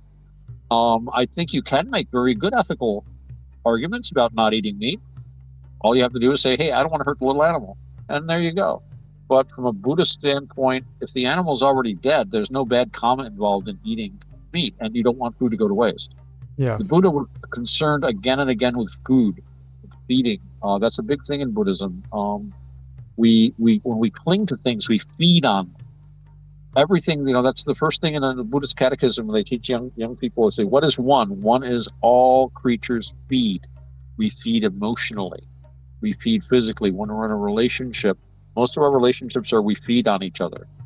You get involved with someone, it's like, all right, you're going to feed on me, and I'm going to feed on you. That's the secret of a successful marriage, right? Mm-hmm. We feed on each other emotionally, spiritually, and we feed on things. And feeding means destruction in a certain sense. So any kind of consumption is going to involve destruction, but also rebuilding, construction. You know, Yep. so yeah, so it's karma is very direct in Buddhism when it's properly understood. It's like when people say, well, you shouldn't buy meat because it's contributing to this and that. It's like, no, what matters is I am not killing anything. Like, well, you're contributing to that. No, this is all in your mind. This is all imagination. Yeah. And it's not demonstrably positively true. The only thing demonstrably positively true is what you see in front of you right this moment. It's just heavy. That another thing too is like I've heard a lot of people talk about there was a lot of Greek influence that was that was involved in it.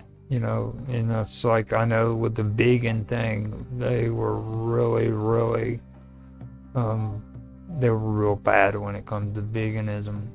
Like for me, It varied. It varied. There were philosophers and religious mystics in the West who also advocated vegetarianism. Think Apollonius of Tyana. yeah. I've talked about him before. Fascinating figure. He's one of the guys I'd really like to meet, sit down, pick his brains.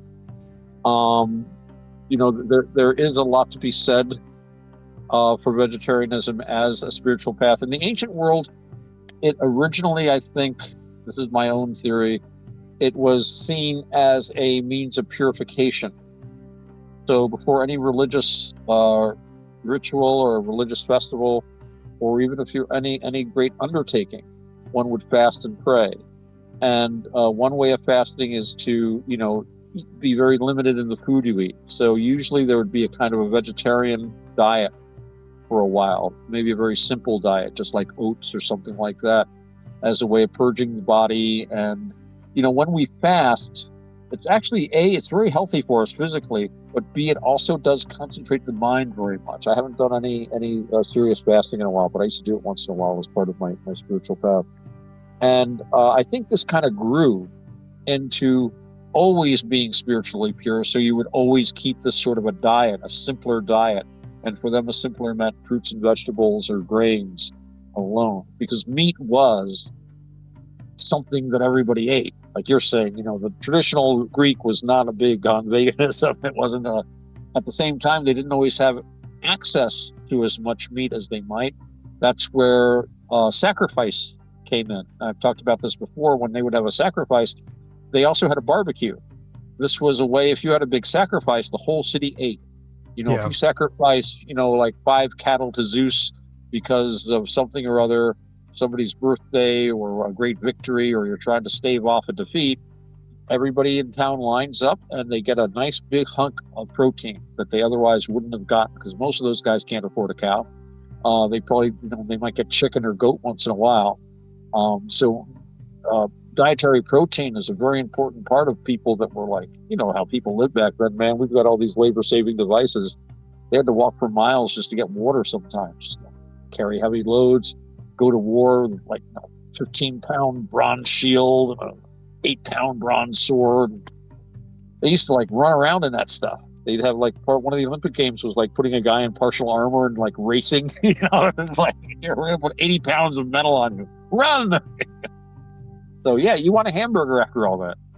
Although, interestingly, I remember reading about the gladiators in ancient Rome. They had a largely grain-based diet. Isn't that interesting? Yeah. When the gladiators were in training, they fed on wheat and barley. They were known as barley eaters. And they said the reason was they wanted them to have a layer of fat. They didn't want them to look like sculptures or like, Mr. Universe or anything. They wanted these guys to be able to soak up an occasional thrust or cut. And the skinny guys just, there's nothing to really protect them. So they wanted big, hefty gorillas. And, high carbohydrates combined with exercise makes you a great, big, fat, strong mother, that you don't want to mess with. So. For me personally, I don't think I could possibly ever go vegan or vegetarian, because I know there's a difference, Yeah, vegetarian, you can still eat cheese and eggs, which is fine. And that's what I did. I never went full vegan. Even when I were vegan, I'm not sure how you pronounce it really. I keep saying vegan. That's the star Vega. So they come from another star. Um, but yeah, I don't think you can get all the proteins you need simply from fruits and vegetables. We're not designed for it. I mean, we've been eating meat for as far back as there have been humans, and if you try to change the human diet that drastically, I mean, I know a couple of vegans, and you see them, and they don't look healthy. These are not healthy looking people. Mm-hmm. And now you've got comments on YouTube from a CDXXZ 4452. oh, hello.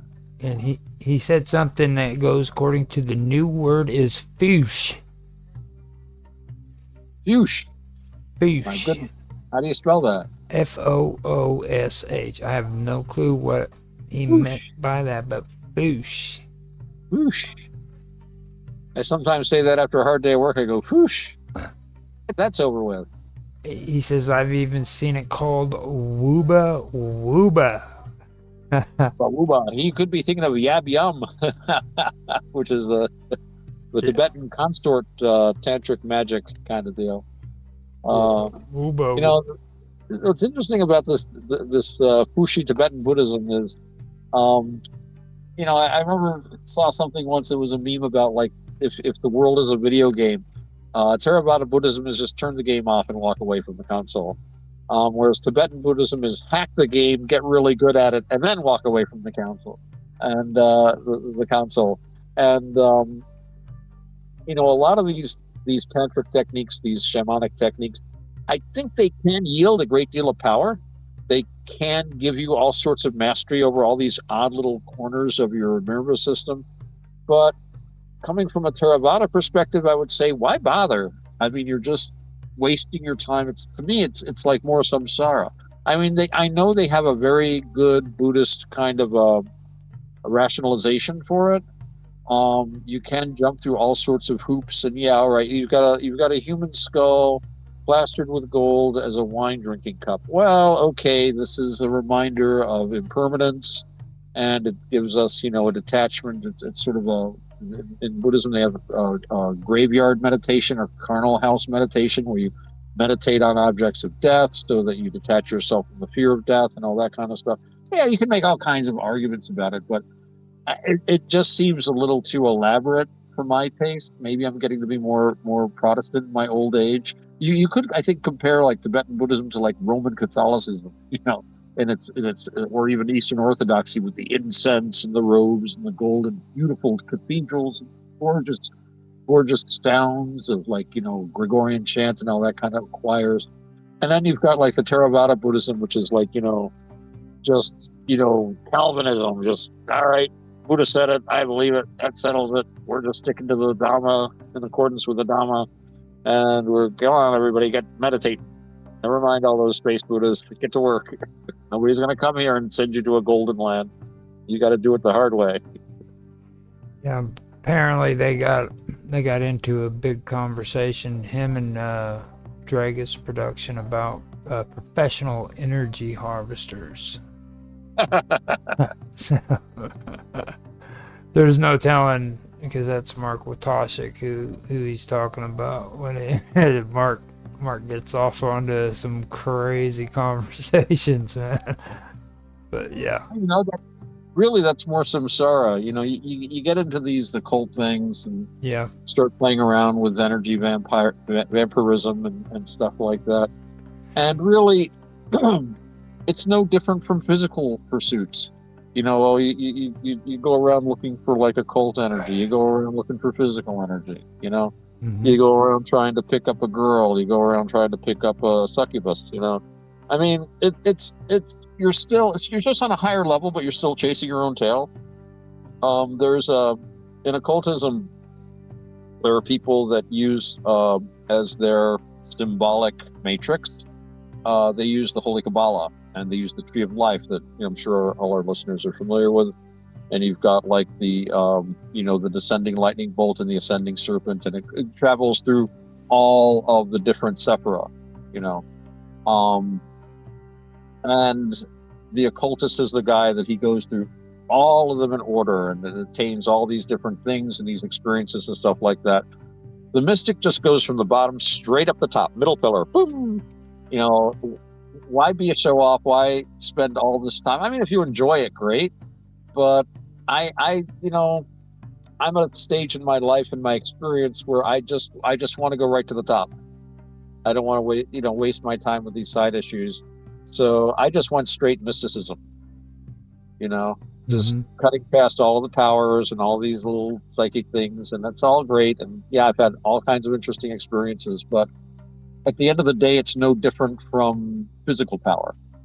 I mean, there's someone who eschews, well, I'm not gonna like put myself out to try to be a success in this lower world. I'm going to be a great mage, and I'm going to be a success in a higher world. Well, maybe you are, but it's just another world that you're a success in. yeah. The successful mage is no different than the successful businessman. He's going to be working just as hard and be just as harried. Whereas, I want to get out of the whole show entirely. It's nirvana or bust kind of deal, ultimately. Yeah. I don't want to play games anymore. I just want to turn the machine off. It's not easy, but at least it's a goal. So. That kind of gets If me. you want to do the other stuff, that's cool too. I'm not criticizing it. I did it myself for years, but ultimately, it's just I find it. I think I find it a dead end for me personally, simply because my goals have changed. My goals have changed over the years. I mean, I haven't gotten too deep into it and everything, but there's one thing I've actually been wanting to ask somebody who's been involved in Buddhism about this, and I know you're into it really pretty deep, but I don't know much about it at all, but like, what's your thoughts when it comes to this non-duality kind of belief? Uh I don't know if you're aware of that or not. There's actually a following that where they just don't believe it. It's like non-duality. You know what I mean? Monism. Yeah. Well, in Taoism, they say, what was it? The one produced two, the two produced many. Mm-hmm. In Taoism, there's the idea that any any kind of duality is movement away from the Tao, from the original state of oneness. Um, but the thing is, without differentiation, right, we can't really sense anything or do anything. Um, we have to differentiate, even though arguably there's no real separation between us. There's the air, and we say, well, we have a skin. Well, the skin is pierced with pores. There's all kinds of dents. Bits of it go up into the air, bits of it go down on a microscopic level. The air interpermeates us. We are just as dependent upon, for example, the existence of the sun as of our hearts. And we're inexorably, intertwined with all of the effects that solar radiation has on the planet, the air. It's all really one thing. But that state, while a wonderful state to rest in, is not a. It's in many ways the opposite, in some ways, of samsara. It's not nirvana, but it's a state which is very restful and wonderful, and it is the ground of our being if we can touch it. But we can't function in it. If it informs us, we still have to descend into the day-to-day world and chase our tails around in samsara, because, as I always point out, we have to get the sidewalk shoveled, and we have to pay the bills, and we have to go to work and do all these things because people depend upon us, and we depend upon ourselves to do this. Yeah. So we have to leave the monism and descend into the dualistic world in order to function. But I think that you can argue that above the dualistic world there is the monistic world. But realizing that, I think, is a wonderful experience, an enjoyable mystical experience. But again, it has to be held in, unless you're spending your life on a mountaintop somewhere. It has to be something that we can have, but not always let it control us. We can't be acting from it directly all the time, but it should inform us otherwise. It was actually a pretty good way of answering that, because I mean, I'm being honest. I have very little information when it comes to non-dualism. I've been doing a lot of research into the whole duality thing, and then triality, and then I got sucker punched with it. I think ultimately it can push you into what they call pantheism, and the objection to that is that everything is God, right? The whole universe is just one, including God, and everything just is everything. And from a certain perspective, or if you look at it a certain way, you can just say, well, it doesn't matter what I do because everything is everything anyway. And so it's, in a sense, saying everything is everything is like saying everything is up, everything is green. It's really kind of a meaningless statement on a certain level. It doesn't, getting back to it, doesn't really help us in our day-to-day lives. Even doesn't really necessarily help us in our day-to-day philosophy. I think it's more of a mystical insight than a philosophical point. Yeah. Because once we start into philosophy, it means we're talking. The minute you talk, you're in the world of duality. You have silences and sounds. You're separating things. And there's significance to us in the sounds and in the silences. So already we're breaking stuff up. 0 1 0 1 1 0 1 1 0, right? Yeah. The CDXXYZ 4452 said Magement, and then quantum, and then Dayum. Dayum. I don't know what any. Dayum. I think that's Southern. Like Dayum. Dayum. Yeah. Quantum Dayum. I think he got into a really, really good conversation with Dragus, and whenever that happens, it kind of sets people off into a CDXX. There you go. That's how he says, but it sets them off into a different world. They start talking about coffee and stuff like that. Yeah. So. I remember my Roman numerals. What's CDXX? C is 100, right? Yeah, I believe so. D is 50 and XX is 20. So 170? Most likely. Yeah, CDX. I've got to go back over my Roman numerals. It's been forever Oh, since. when I was a kid, I used to love Roman numerals. I was very interested in Roman stuff. I think we all go through a phase. I was actually watching a series of very interesting videos about it was about the Cimbrian War, but they were talking about the Roman uh, stuff leading up to the first Roman Civil War, the first major civil war with Sulla and Marius, and it was very interesting because Marius had was the conqueror of the Cimbri, and he basically genocided them. And this guy, I remember came across something very interesting. They think this guy, the one theory they had about him was that he had PTSD because, like, later in life, he would have nightmares and wake up screaming orders from the battlefield and stuff. And he would say he could hear the screams, but he wiped out the Cimbri. He wiped out the entire people, men, women, and children. The story he sent back to Rome was that all the women and children committed suicide, or we could capture them. That sounds a little suspicious to me. They had, like, the entire population, like 9 of them survived or something. So Uh-huh. this guy was like this guy was a genocidal maniac, but he was a conqueror, and he saved Rome and da da da da. So he decided to stay in politics, and he was pushing for basically open borders for Rome. He was going to grant Roman citizenship and voting rights to all the non-Roman Italian tribes that had helped out. The Cisalpine Gaul, the Senones, the guys down in Calabria, all those guys. None of them used to be, only Roman citizens were allowed to be in the army. Only Roman citizens could vote. And they were saying, well, you just want to introduce all these foreigners and give them the vote so that you'll be in power forever and you can push through any of the programs you want.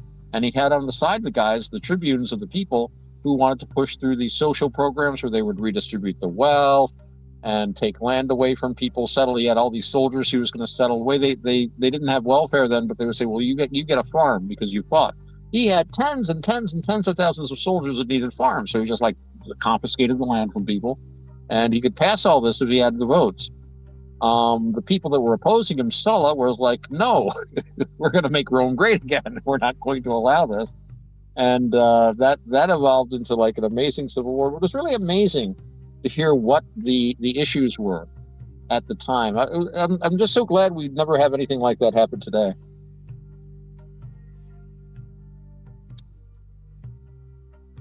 I couldn't believe the Roman numerals. I should have caught it. CDXX stands for 420. Ah, very good. Oh, D is 500. Okay. I like he finally pointed it out to me in chat, so I responded to him. I was like, "Wow, I cannot believe I missed that." I, Okay.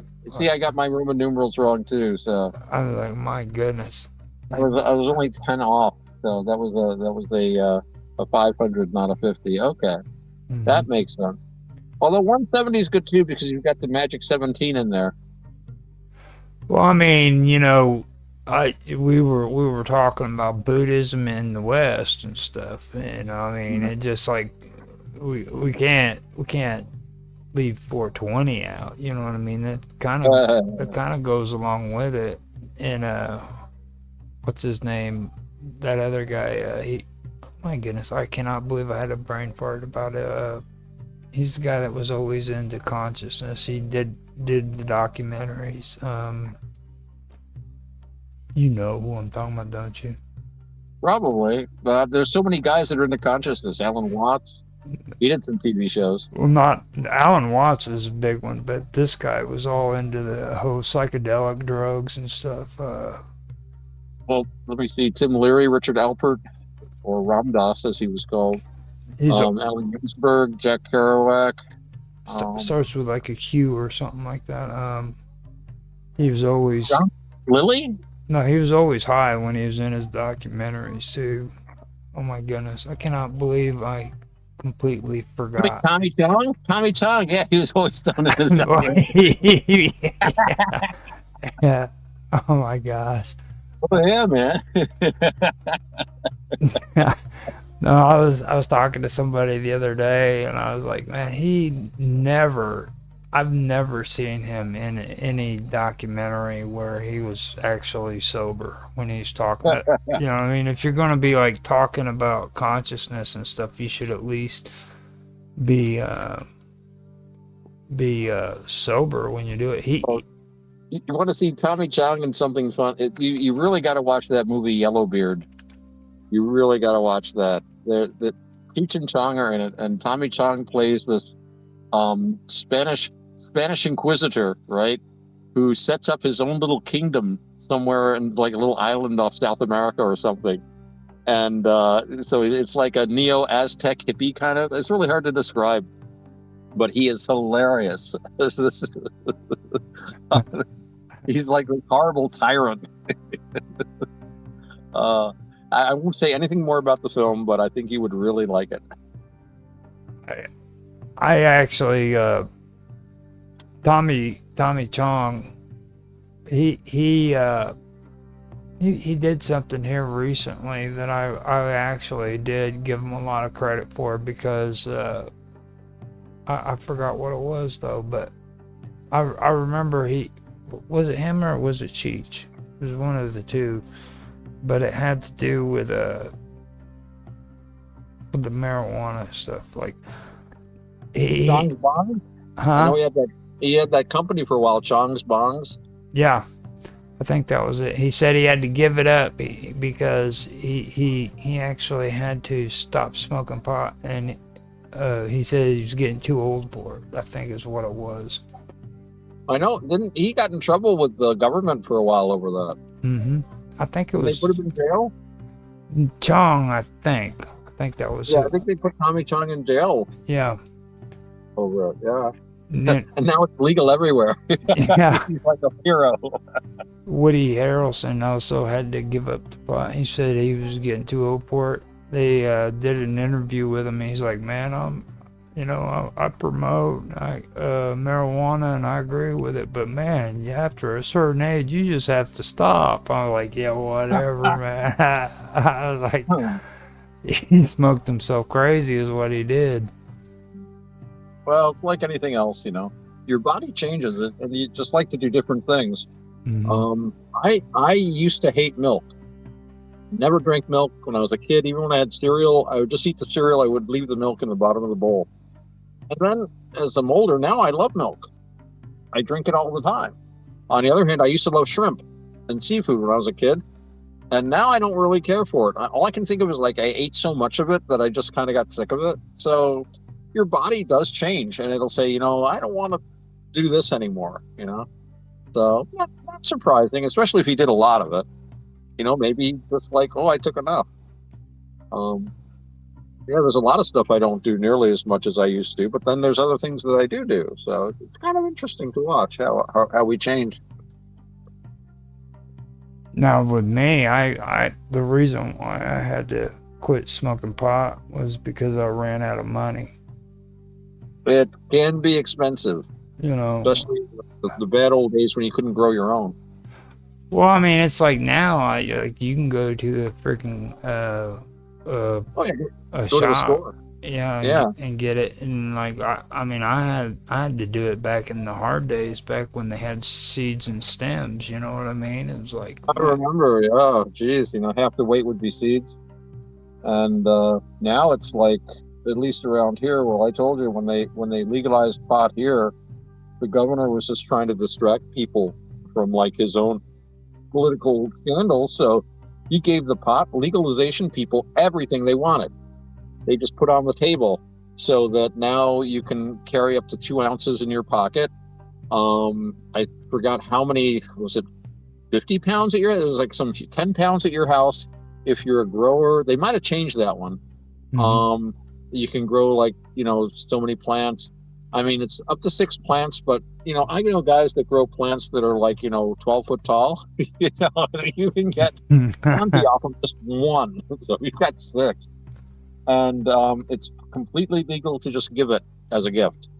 There's no, in fact, when they first started passing the law, we had no dispensaries here, so they'd set up these flea markets. Some people set up storefronts, and you go in there and buy a sticker. Right? Sticker was for like $25, and you would get a complimentary 1/8 of an ounce of weed with the sticker. And I knew a guy doing it. He said, I had 2 state policemen in here. I asked them, can I do this? And they said, you are within the law. And there was no political will to enforce it. So now we've got the licensed dispensaries and stuff, but people have been growing so much. I was just over at a friend of mine's house, and I was there with a couple of friends. He gave us each like an ounce of weed. He said, I have plenty more. Let me know when you run out. He had like buckets of it that he got from these couple, 3, 4 plants that he grew. He just hands it out to his friends. And a lot of people do that now. It's weird because in the old days, it was like, you had to know people, and it was a little circle. And it was like, you were like the French resistance in the war, in the movies kind of deal. You had to be careful what you said and this and that. And you got to know people and depend on them and stuff. And then it kind of became a big kind of a business. It got kind of, like Hunter Thompson said, there's no more drug culture, it's just big dirty business. Mm-hmm. And now that people are allowed to grow and aren't being prosecuted for it, I think those little circles are coming back of like, here, just have some weed, man. Just have some, which is really nice. And even if you don't know someone to do that, just put your seeds in the ground. And nobody bothers with it anymore around here that I've seen. We haven't had any trouble with it. So I had to do a Google search, and it's Terrence McKenna is who I was thinking of. Terrence McKenna, yeah, he was an interesting guy. He had some really weird ideas, and some of them were not correct, I don't think. But he thought the world was going to come to an end in 2012, and that didn't happen. Yeah. But well, I mean, I never saw the man sober. No, probably not. Ever. I mean, I used to watch documentaries where he'd get on there and start talking, and I had never once seen Terrence McKenna sober. And everybody's like, how do you know he was high? I'm like, dude, I was a drug addict until I was 30 years old. Trust me, I know when somebody's high. You know what I mean? Well, that was his brand, dude. He's not going to come out straight. That's not what his public wanted. Yeah, I mean, if you're going to go on a professional documentary with other philosophers and psychologists, then you might want to be sober when you did it. Well, that's the thing. But he had his approach. So he was he was a big psychedelic guy, and that even when you're not taking it. I've known guys that it can affect your brain, mm-hmm. and not necessarily positively. Mm-hmm. I think we've all known a few guys that just took a little too much acid. And, I used to know this guy who, I don't know whether it was the acid or if he had other issues. I'm sure he had other issues. He's a weird guy. But he would just eat acid in ways that didn't make any sense. I mean, I don't know how much acid you've done, but it's like if you do acid, you've got to wait at least a week before you're at your original, you get a tolerance to it. Yeah. If you take a hit, if you want to get off again, you got to double that dose. If you want to get off, then double that. So, yeah, we would trip for days. We take a hit, then 2, 4, 6, 8. Pretty soon you're eating 10 or 20 hits at a time, and you realize, even at the prices I'm getting, this is getting expensive. I think this is it for the weekend, kind of deal. Yep. So he would just take, he might have taken 5 hits of acid the day before. The next day, someone offers him 1 hit, he'll take it. Yep. You're not going to feel that. He didn't care. He would just take it. You offered him any amount at any time, he would just eat the whole thing. You give him a sheet, he'd eat the sheet. He didn't care. He was just, and he was very confused in his speech. But I think I might have told you about this guy. When you'd talk to him, I remember I'd run into him and we'd have a conversation. And then I wouldn't see him for 3 months. And I'd see him, and then he would just pick up the conversation exactly where we left it 3 months before. Yep. As if I just walked out the door. He had just right back into it, stuff like that. Interesting guy. Interesting guy. He spent a fortune on. He was fascinated with hair, and he was going bald, and he was lamenting that he had got his hair cut, but he was going to get implants. He had money. It was very expensive back then. Remember, he came in and he had all these implants in his forehead. I ever see guys that get that, the hair implants? Yeah. A whole bunch of little circles with a little hair growing inside of each one or something. Mhm. And he said, "Oh, it's going to grow out. I'm going to have hair again." I'm like, "Good." And I ran into him months later because he would like fade in and out of town. And he still had the hair implants, but he got his hair cut again. And he was lamenting that he got his hair cut. And I'm like, "Dude, you got no staying power. You're refraining from action. It should be the easiest thing in the world to do, you know?" But it's tough. I used to know somebody who did so much acid it literally fried his brain. Like by the time I think I was about 19 or 20, and he was a few years older than I was. Bad he had a bad trip, and just his brain was completely fried. We'd go over and visit him and hang out with him and everything, but he could barely focus. You know what I mean? Yeah. And Yeah. I think that was.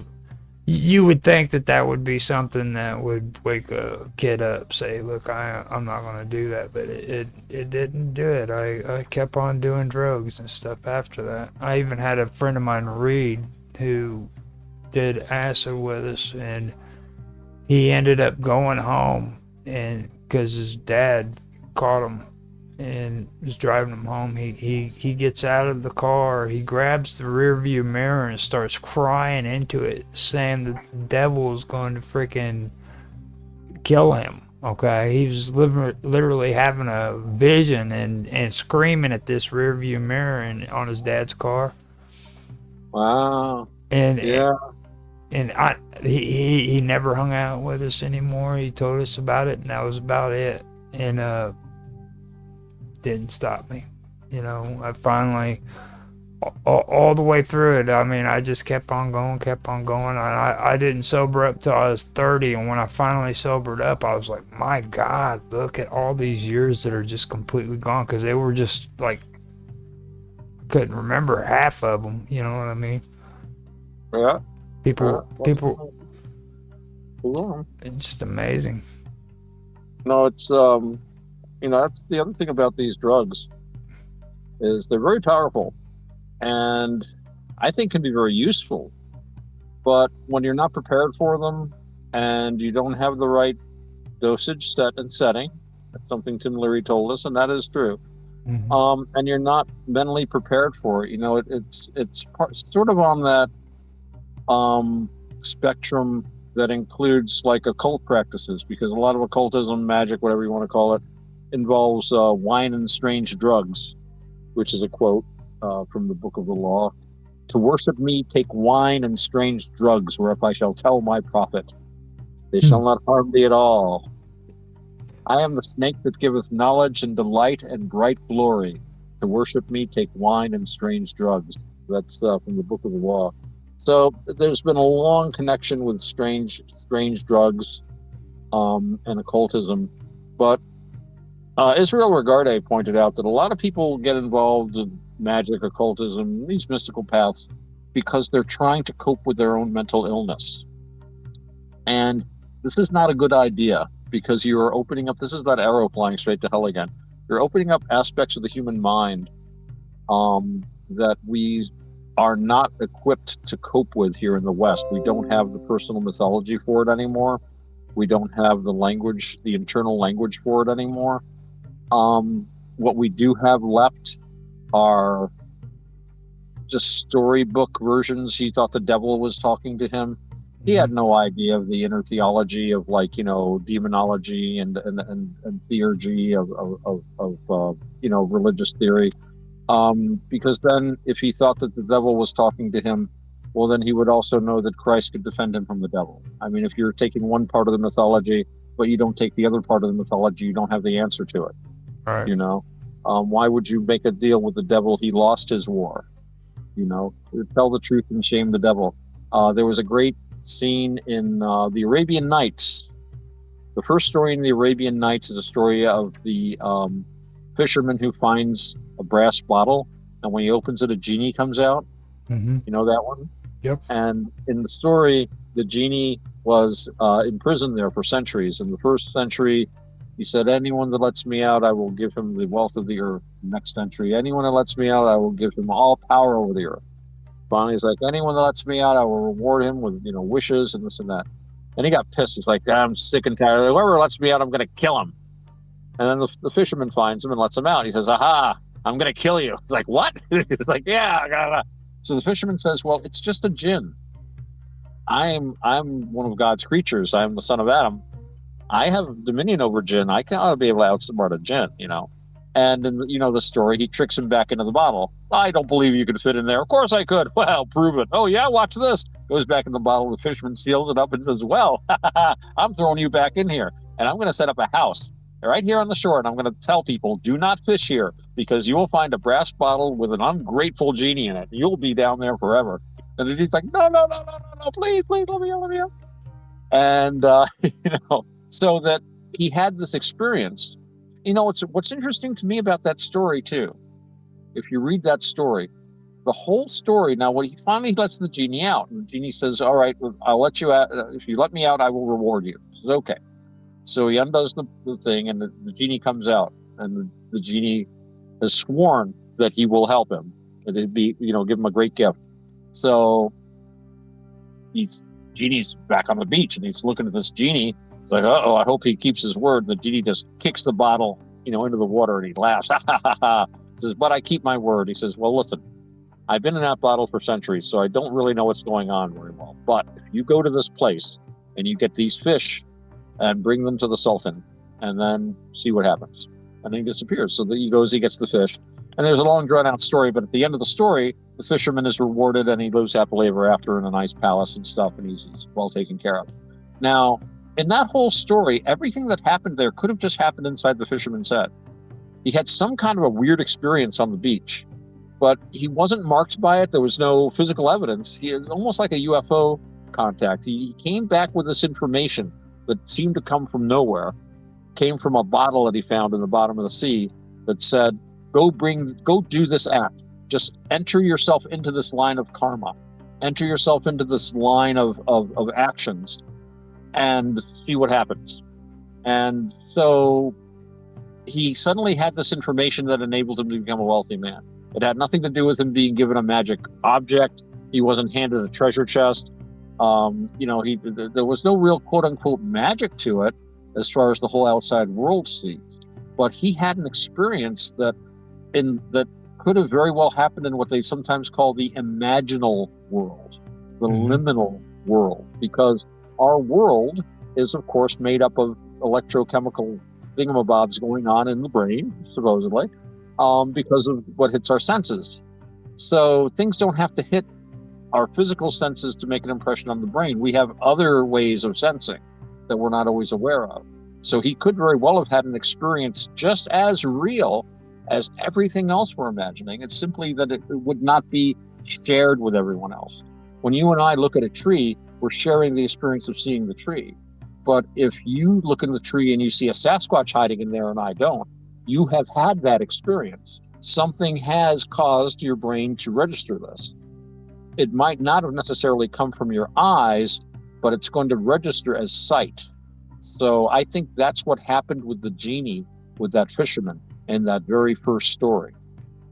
It's a fascinating little thought, actually. I'm glad that you brought that up because it gave me a chance to talk about the fisherman.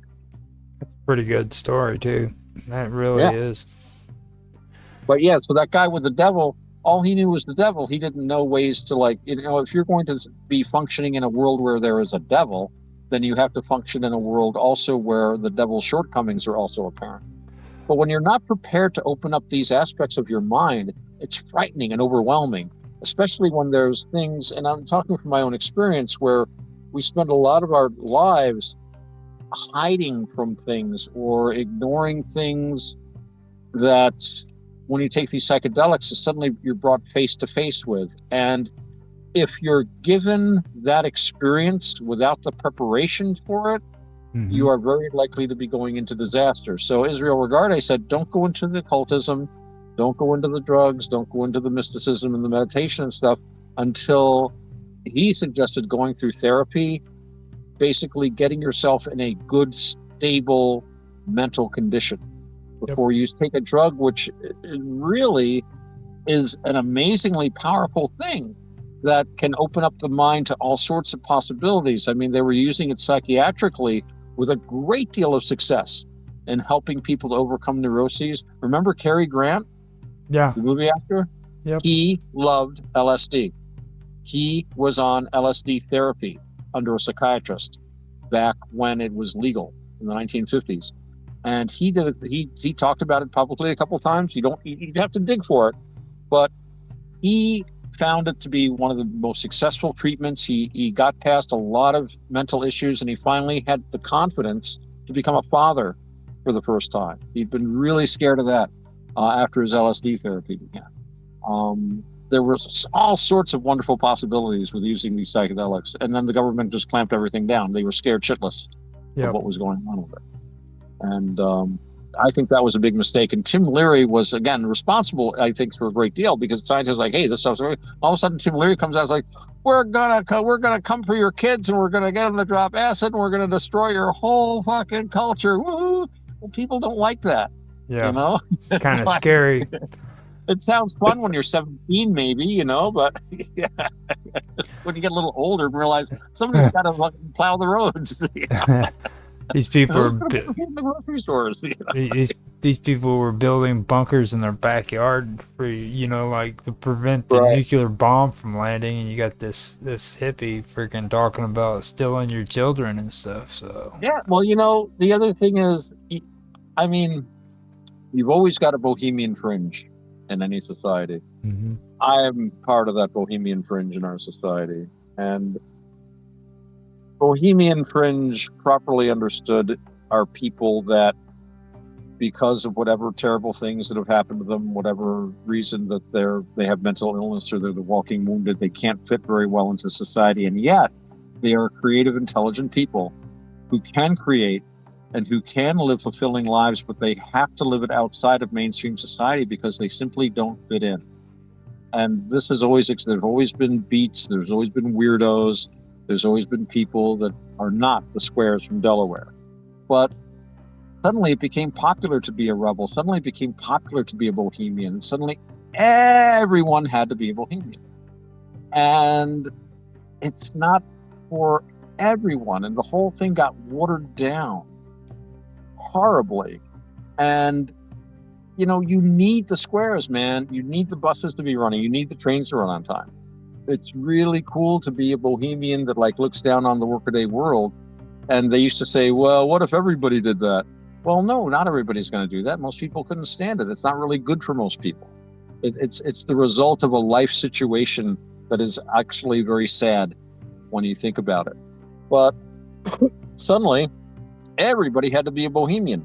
And it's like suddenly everybody's doing it. And suddenly everyone is like, let's smash society. Oh, let's let all this stuff slide. You can't do a whole society of slackers. Slackers can only make up a small percentage. And as one of the true, noble, small percentage of slackful bohemians, I'm telling the rest of the world, get the fuck back to work, man. We really need a stable, strong Western society for us to criticize. It's very difficult to criticize Western society when it's doing its best to go backwards to make itself woke and destroy itself. It's like, no. Come on, guys. How can I be any sort of a weirdo rebel if the whole world around me is getting weird? I mean, everybody's got a beard now, man. When I wore a beard, when I was a young man, you were penalized quite heavily, socially, financially, for having a beard. You couldn't get hired for certain jobs. I think I told you, I was once walking down the street, some mother ran out and grabbed her kid out of the sidewalk and saw this big bearded guy. Well, you were considered to be either a violent biker or a druggie of some sort. Yep. And it was really tough to wear the beard. You now, I mean, and I've seen some magnificent beards. And I was talking to some guy, oh, do you remember when it was tough to grow a beard? He had a gray beard like me. No, I only grew this 10 years ago when it became fashionable. Like, all right, hiker, slacker. I was like, geez, maybe I should shave, but I'm like, nah, I spent too much time with this thing. I don't think I could get used to being clean shaven again. I couldn't do it. Well, I've actually pondered on doing it, but I haven't brought myself to do it. You know what I mean? It's like it just put so much time and effort into growing it. Oh, and everybody's got one now, Raj. You stand out more now when you don't have a beard. It's funny, and I kind of saw this coming. I think I've mentioned before there was a gentleman named Reginald Reynolds who wrote a book on beards, and he pointed out that every time you have a bearded age, it's succeeded by a shaven age, and every time you have a shaven age, it's succeeded by a bearded age. So while the Victorians were all those magnificent beards, young guys like Sherlock Holmes shaved. Sherlock Holmes, his character was very bohemian and weird, and one of the things he did was he was clean shaven, and even young Watson only had a mustache. This was the up and coming generation. They didn't wear the beavers that their dads did. You Yeah. know, oh, that's so 1870. We're in the 1890s now. We're wear mustaches. Some of us even shave completely.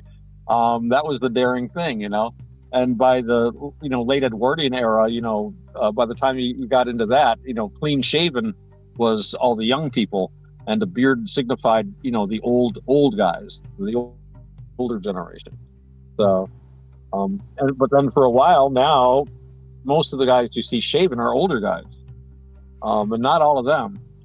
But yeah, and now a young man, you're more likely to see. Well, I just look at the band I'm in. We got like 6 guys in there, and only 2 of them shave out of 6.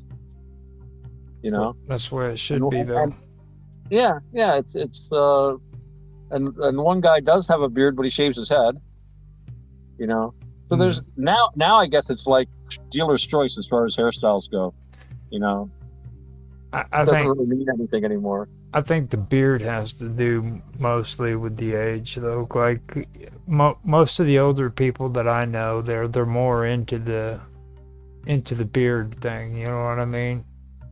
You think? These days, yeah. Like Huh. I like even the ones that don't have beards are really curious about it.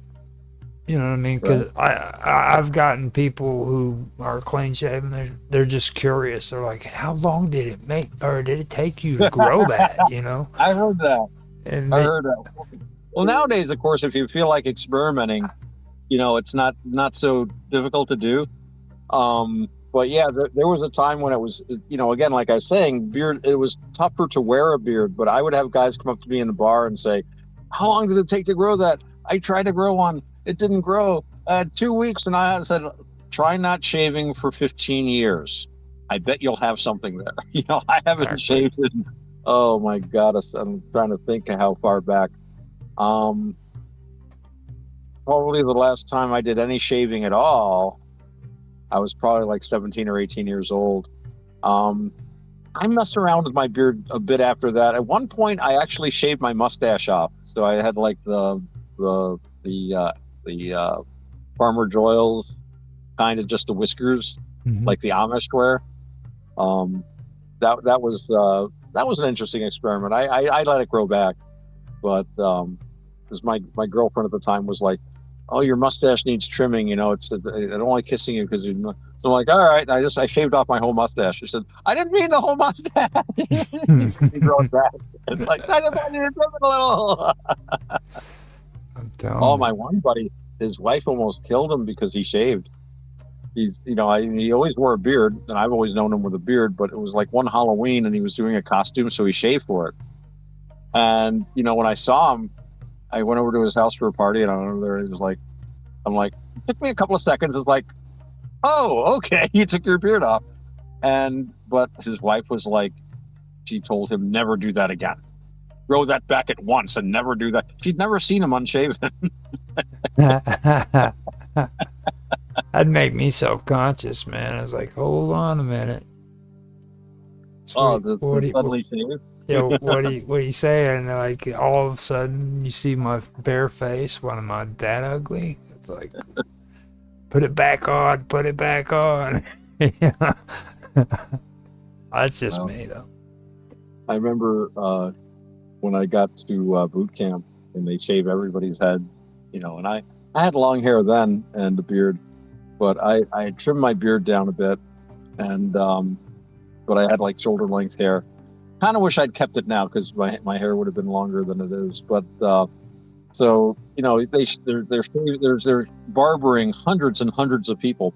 So you got like all these kids standing around, all us guys, and everyone's putting their hands up to their heads just slowly. I was doing it too because every so often you'd be like, "What's wrong?" It's like you just feel so weird with no hair. It's just like, oh, ah. I showed up with like shoulder length hair, and I got there like the night before they processed us, and one of the guys that were there looked at me and says, "Look at that hair! Don't let the CC see that. Get him to the barbers right away." They were like saving me from the company commander. So he was like, "Oh, he's having fun with you." Having a failed day. Oh, they gave me the tough stuff right away. Like, all right, clean the toilets. All right, I just said, all right, no problem. Oh, yeah. It's always good to pitch in, when you're going somewhere.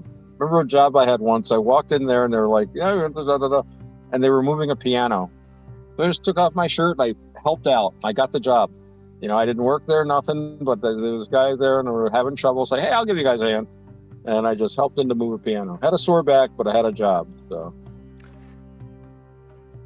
that was actually, like, I can remember whenever I was younger where you could actually get jobs doing that, and that's kind of what we really need to go back to. Like, I remember my dad used to always tell me about, it was a little bit after my time as a kid, but he used to always tell me about, like, if you want a job with a mechanic, you go there and you tell them that you'd be willing to do freaking work on the side, and they'll tell you to clean stuff up, and if they like you, they'll just hire you on. Yeah. And it was hard for me to believe that stuff was true until finally later on I started hearing other older guys talk about that stuff. Like, yeah, this is the way it was when we were kids, and but people don't believe that. Like, at one time, that was how simple things were, It was like, if you just pitch in. Yeah. Or And you hear words, somebody needs help with something. I mean, I know a guy, something like that happened with him. He got helped out, like, with his, in a shop, a garage, working on cars, and he picked up a little more how to do it, and then he started doing it on the side, and eventually he just started repairing cars for money. And then he repaired a guy's car apparently, and the guy didn't like the job he did, and he said, "Screw you." So the guy called up the state and said, "There's a guy here who's repairing cars unlicensed." By this time he was renting a garage to do this. Oh my goodness. So he told me the state showed up and said, "Hey, you don't have the state thing to collect taxes on this registered motor vehicle shop." So he said, so what they did was, he said they basically they arrested him. Well, they didn't arrest, but they basically wrote him a ticket, said, "All right, you owe this huge fine for having operated without collecting sales tax for this long. Now we're going to give you a license, and now you have to become a mechanic and pay that off." So he basically, the state forced him to get a license. He had to buy a license, pay what he owed, but he was able to do it through his business, kind of deal. And he's had his own business probably for 30 or 40 years now, and he's still doing it. Yep. And he does all my work on my car for me. But yeah, he started off underground, and you could do stuff like, I mean, all the jobs I have, like, all my jobs are basically stuff I've heard about. I go in, I talk to people, and they say, okay. Or they're people I kind of know that I helped out with, help out here. This one store I worked at, I knew the people, and the one guy got sick. Can you come in and cover some hours? Next thing you know, I was working there every week and making really good money because they just needed someone, and they knew me, and I had the time. And the next thing you know, I'm like, oh, okay, I'm actually making good money at this. And I worked there for like some years. For these art galleries I used to work at, guys knew me there and said, hey, can you watch the gallery? Right, come in to see. You need someone to take care of the gallery for a while? Sure. I do a good job. Next thing you know, I'm working there every day. So you can still find stuff like that. Pretty Oh, cool. yeah, they headhunted me doing the entertainment at the park there. And so we say, hey, we want you. I love when people come to you and ask you. It's like that's really neat. Yeah. Roger, we want you on our show. Yeah. You're going to be V's co-host apparently. Well, V drives me nuts. That'll be fun. Okay, so V drives me nuts. He says that he wants me to do this and he wants me to do that, but then he runs five different directions all at once. So I kind of hold my breath until it's actually done. You know what I mean? When it comes to Right. V. Right. Don't V, don't get worked up about it till you see what it's actually going to be. yeah. So I know that feeling. V's a wild man. Well, So he's got a lot of energy. He's got a lot of mental energy, a lot of intellectual energy. yeah, It's. I know the feeling. In some ways, he kind of reminds me of a younger me. In some ways, in some ways, but it's tough when you've got all these thoughts and hmm you've got all these directions you see you can go in, and it's like in the cartoon where the cartoon character runs in five directions at once, like you're saying, like that's the best way to do it. It's like having a ray gun. Pew, pew, whoosh. pew. It's like whoosh. Maybe that's what whoosh is. Uh, well, So Roger, I think it's getting a little late. I hate to say it. sounds good to me. I mean I'm probably gonna end up falling asleep right after we're done here because like I said You this got to stay awake till we land, though, because we need your electronics warfare skill if nothing else. I do see the lights of Shambhala International Airport and the secret portal in the side of the undisclosed mountains in the Himalayan range, or possibly the Himalayan range. I'm sure we'll get some. If we know how to pronounce Himalaya, please mention it in the comments. Is it Himalaya or Himalayan? I could never get that right.